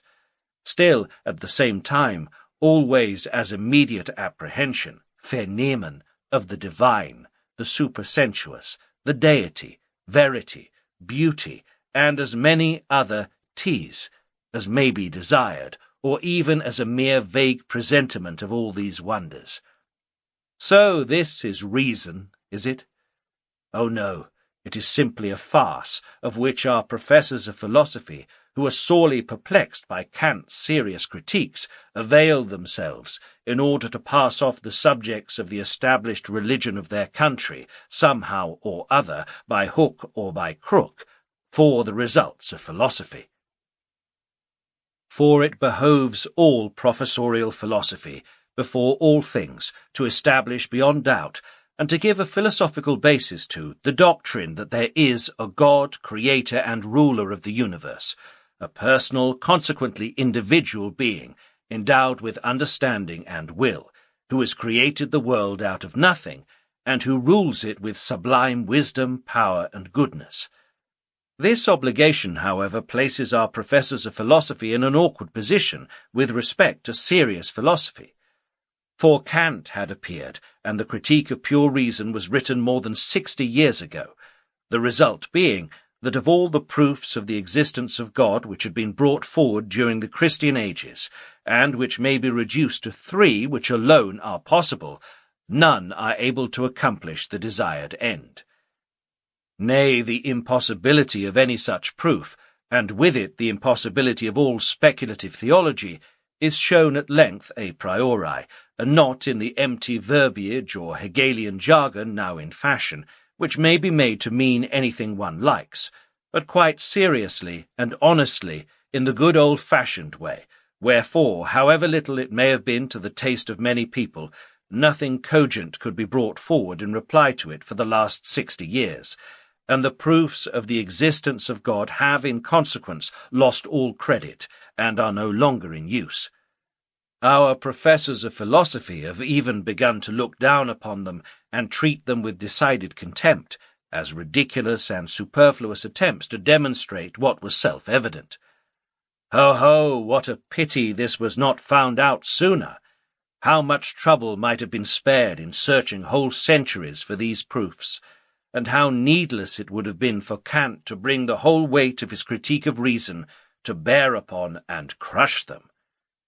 Some folks will no doubt be reminded by this contempt of the fox with the sour grapes, but those who wish to see a slight specimen of it will find a particularly characteristic one in Schelling's Philosophische Schriften, Volume 1, 1809, page 152. Now, whilst others were consoling themselves with Kant's assertion that it is just as impossible to prove the non-existence as the existence of God, as if, forsooth, the old wag did not know that affirmanti incumbit probatio, the burden of proof is upon him who affirms. Jacobi's admirable invention came to the rescue of our perplexed professors, and granted German savants of this century a peculiar sort of reason that had never been known or heard of before. Yet all these artifices were quite unnecessary, for the impossibility of proving the existence of God by no means interferes with that existence, since it rests in unshakable security on a much firmer basis. It is indeed a matter of revelation, and this is besides all the more certain, because that revelation was exclusively vouchsafed to a single people, called, on this account, the chosen people of God. This is made evident by the fact that the notion of God as personal ruler and creator of the world, ordaining everything for the best, is to be found in no other religion but the Jewish, and the two faiths derived from it, which might consequently, in a wider sense, be called Jewish sects. We find no trace of such a notion in any other religion, ancient or modern. For surely no one would dream of confounding this Creator God Almighty with the Hindu Brahm, which is living in me, in you, in my horse, in your dog, or even with Brahma, who is born and dies to make way for other Brahmas, and to whom, moreover, the production of the world is imputed as sin and guilt, least of all with beguiled Saturn's voluptuous son, to whom Prometheus, defiant, prophesies his downfall. But if we finally direct our attention towards the religion which numbers most followers, and in this respect may therefore be said to rank foremost, that is Buddhism, we can no longer shut our eyes to the fact that it is as decidedly and explicitly atheistic as it is idealistic and ascetic, and this, moreover, to such a degree that its priests express the greatest abhorrence of the doctrine of pure theism whenever it is brought to their notice. Therefore, in a treatise handed to a Catholic bishop by the high priest of the Buddhists at Ava, the doctrine that there is a being who has created the world and all things, and who alone is worthy of worship, is counted among the 6 damnable heresies. This is entirely corroborated by I. J. Schmidt, a most excellent and learned authority, whom I consider as having undoubtedly the deepest knowledge of Buddhism of any European savant, and who, in his work upon the connection between Gnostic doctrines and Buddhism, page 9, says, "In the writings of the Buddhists, not a trace is to be found of any positive indication of a supreme being as the principle of creation. Whenever this subject presents itself consistently in the course of argument, it seems indeed to be intentionally evaded." And again, "The system of Buddhism knows of no eternal, uncreated, one and only being having existed before time and created all that is visible and invisible.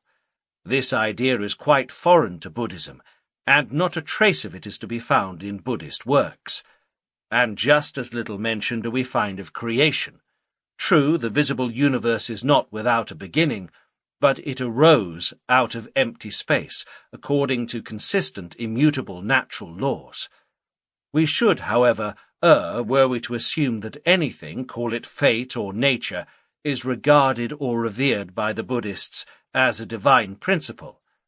On the contrary, it is just this very development of empty space, this precipitate from it, or this division into countless parts, this matter thus arising, which constitutes the evil of Yirtinshi, or of the universe in its inner and outer relations, out of which sprang Ortschillang, or continuous change according to immutable laws, which the same evil had established. Then again, the expression creation is foreign to Buddhism, which only knows cosmogony, and we must comprehend that no idea of a creation of divine origin is compatible with their system. I could bring forward 100 corroborative passages like these, but will limit myself to one more, which I quote on account of its popular and official character. The third volume of a very instructive Buddhist work, Mahavansi, Raja Ratnachari and Rajavali, contains a translation of the interrogatories to which the high priests of the 5 chief pagodas were separately and successively subjected by the Dutch governor of Ceylon about the year 1766. It is exceedingly amusing to see the contrast between the interlocutors, who have the greatest difficulty in understanding one another's meaning. In conformity with the doctrines of their faith, these priests, who are penetrated with love and compassion for all living beings, not excepting even Dutch governors, spare no pains to satisfy him by their answers. But the artless, naive atheism of these priests, whose piety extends even to practice incontinence, soon comes into conflict with the deep convictions founded on Judaism, imbibed by the governor in his infancy. This faith has become a second nature for him. He cannot in the least understand that these priests are not theists. Therefore he constantly returns to his inquiries after a supreme being, asking them who created the world, and so forth. Whereupon they answer that there can be no higher being than Buddha Shakyamuni, the victorious and the perfect, who, though a king's son by birth, voluntarily lived the life of a beggar, and preached to the end his sublime doctrine for the redemption of mankind, and for our salvation from the misery of constant renascence. They hold that the world has not been made by anyone, that it is self-created, that nature spreads it out and draws it in again, but that it is that which, existing, does not exist, that it is the necessary accompaniment of renascence, and that renascence is the result of our sinful conduct, etc., etc., etc. I mention such facts as these chiefly on account of the really scandalous way in which German savants still universally persist, even to the present day, in looking upon religion and theism as identical and synonymous, whereas religion is, in fact, to theism as the genus to the single species, and Judaism and theism are alone identical. For this reason we stigmatize as heathen all nations who are neither Jews, Christians, nor Mahometans. Christians are even taxed by Mahometans and Jews with the impurity of their theism, because of the dogma of the Trinity. For whatever may be said to the contrary, Christianity has Indian blood in its veins. Therefore it constantly tends to free itself from Judaism. The critique of pure reason is the most serious attack that has ever been made upon theism, and this is why our professors of philosophy have been in such a hurry to set Kant aside. But had that work appeared in any country where Buddhism prevailed, it would simply have been regarded as an edifying treatise intended to refute heresy more thoroughly by a salutary confirmation of the orthodox doctrine of idealism, that is, the doctrine of the merely apparent existence of the world as it presents itself to our senses. Even the 2 other religions which coexist with Buddhism in China, those of Tao Tse and of Confucius, are just as atheistic as Buddhism itself, wherefore the missionaries have never been able to translate the first verse of the Pentateuch into Chinese, because there is no word in the language for God and creation. Even the missionary Gutzlaff, in his History of the Chinese Empire, page 18, has the honesty to say, "It is extraordinary that none of the Chinese philosophers ever soared high enough to reach the knowledge of a Creator and Lord of the universe, although they possessed the light of nature in full measure."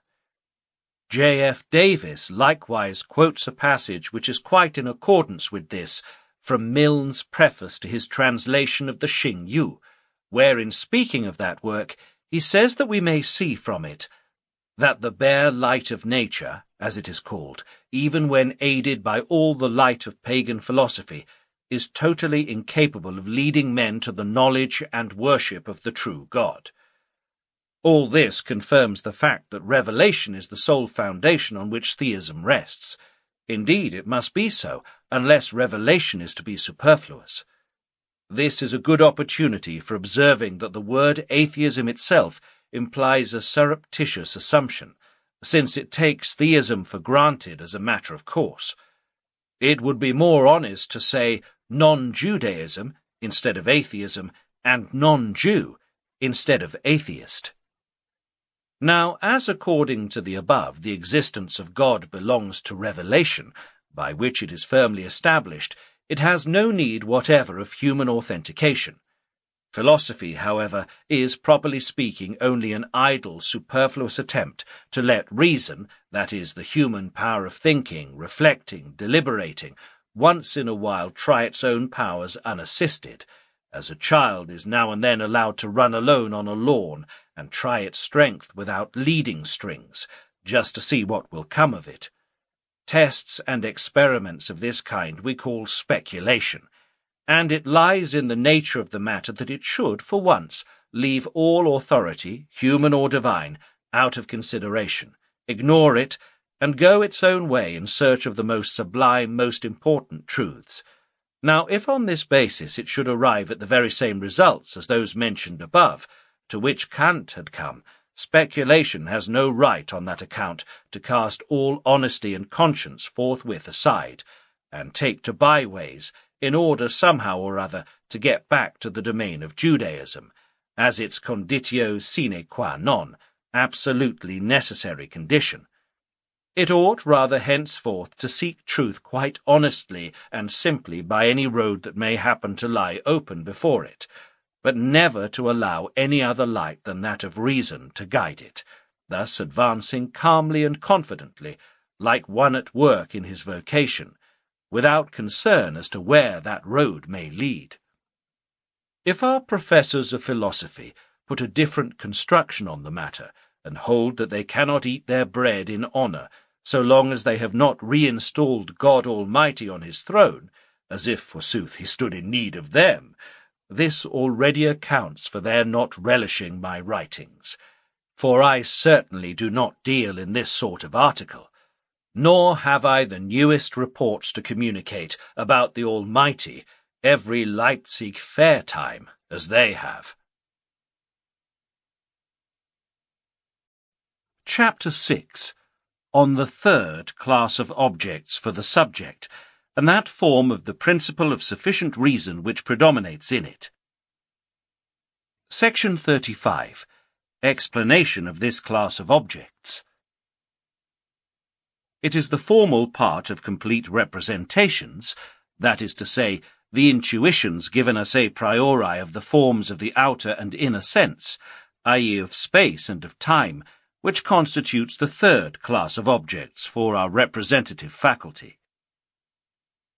As pure intuitions, these forms are objects for the faculty of representation by themselves, and apart from complete representations, and from the determinations of being empty or filled, which these representations first add to them, since even pure points and pure lines cannot be brought to sensuous perception, but are only a priori intuitions, just as the infinite expansion and the infinite divisibility of space and of time are exclusively objects of pure intuition and foreign to empirical perception. That which distinguishes the third class of representations, in which space and time are pure intuitions, from the first class, in which they are sensuously and moreover conjointly perceived, is matter, which I have therefore defined on the one hand as the perceptibility of space and time, on the other as objectified causality. The form of causality, on the contrary, which belongs to the understanding, is not separately and by itself an object for our faculty of representation, nor have we consciousness of it until it is connected with what is material in our knowledge. Section 36. Principle of the sufficient reason of being. Space and time are so constituted that all their parts stand in mutual relation, so that each of them conditions and is conditioned by another. We call this relation in space position, in time succession. These relations are peculiar ones, differing entirely from all other possible relations of our representations. Neither the understanding nor the reason are therefore able to grasp them by means of mere conceptions, and pure intuition a priori alone makes them intelligible to us. For it is impossible by mere conceptions to explain clearly what is meant by above and below, right and left, behind and before and after. Kant rightly confirms this by the assertion that the distinction between our right and left glove cannot be made intelligible in any other way than by intuition. Now, the law by which the divisions of space and of time determine one another reciprocally with reference to these relations, position and succession, is what I call the principle of the sufficient reason of being, principium rationis sufficientis essendi. I have already given an example of this relation in section 15, by which I have shown, through the connection between the sides and angles of a triangle, that this relation is not only quite different from that between cause and effect, but also from that between reason of knowledge and consequent. Wherefore here the condition may be called reason of being, ratio essendi. The insight into such a reason of being can, of course, become a reason of knowing, just as the insight into the law of causality and its application to a particular case is the reason of knowledge of the effect. But this in no way annuls the complete distinction between reason of being, reason of becoming, and reason of knowing. It often happens that what, according to one form of our principle, is consequence, is, according to another, reason. The rising of the quicksilver in a thermometer, for instance, is the consequence of increased heat according to the law of causality, while according to the principle of the sufficient reason of knowing it is the reason, the ground of knowledge, of the increased heat and also of the judgment by which this is asserted. Section 37. Reason of being in space. The position of each division of space towards any other, say, of any given line, and this is equally applicable to planes, bodies, and points, determines also absolutely its totally different position with reference to any other possible line, so that the latter position stands to the former in the relation of the consequent to its reason. As the position of this given line towards any other possible line likewise determines its position towards all the others, and as therefore the position of the first two lines is itself determined by all the others, it is immaterial which we consider as being first determined and determining the others, i.e. which particular one we regard as ratio and which others as rationata. This is so because in space there is no succession, for it is precisely by uniting space and time to form the collective representation of the complex of experience that the representation of coexistence arises. Thus an analogue to so-called reciprocity prevails everywhere in the reason of being in space, as we shall see in section 48, where I enter more fully into the reciprocity of reasons. Now, as every line is determined by all the others, just as much as it determines them, it is arbitrary to consider any line merely as determining, and not as being determined, and the position of each towards any other admits the question as to its position with reference to some other line, which second position necessarily determines the first, and makes it that which it is. It is therefore just as impossible to find an end a parte ante in the series of links in the chain of reasons of being as in that of reasons of becoming, nor can we find any a parte post either, because of the infinity of space and of the lines possibly within space. Nor can we find any a parte post either, because of the infinity of space and of the lines possible within space. All possible relative spaces are figures, because they are limited, and all these figures have their reason of being in one another, because they are conterminous. The series rationem essendi, the series of grounds or reasons of being in space, therefore, like the series rationem fiendi, the series of grounds or reasons of becoming, proceeds in infinitum, and moreover not only in a single direction, like the latter, but in all directions. Nothing of all this can be proved, for the truth of these principles is transcendental, they being directly founded upon the intuition of space given us a priori. Section 38. Reason of being in time. Arithmetic. Every instant in time is conditioned by the preceding one. The sufficient reason of being, as the law of consequence, is so simple here because time has only one dimension. Therefore it admits of no multiplicity of relations. Each instant is conditioned by its predecessor. We can only reach it through that predecessor. Only so far as this was, and has elapsed, does the present one exist.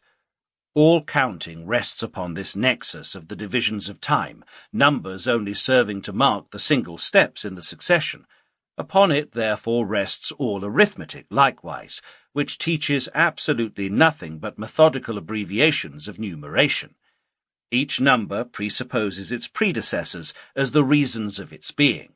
We can only reach the number 10 by passing through all the preceding numbers, and it is only in virtue of this insight that I know that where 10 are, there also are 8, 6, 4.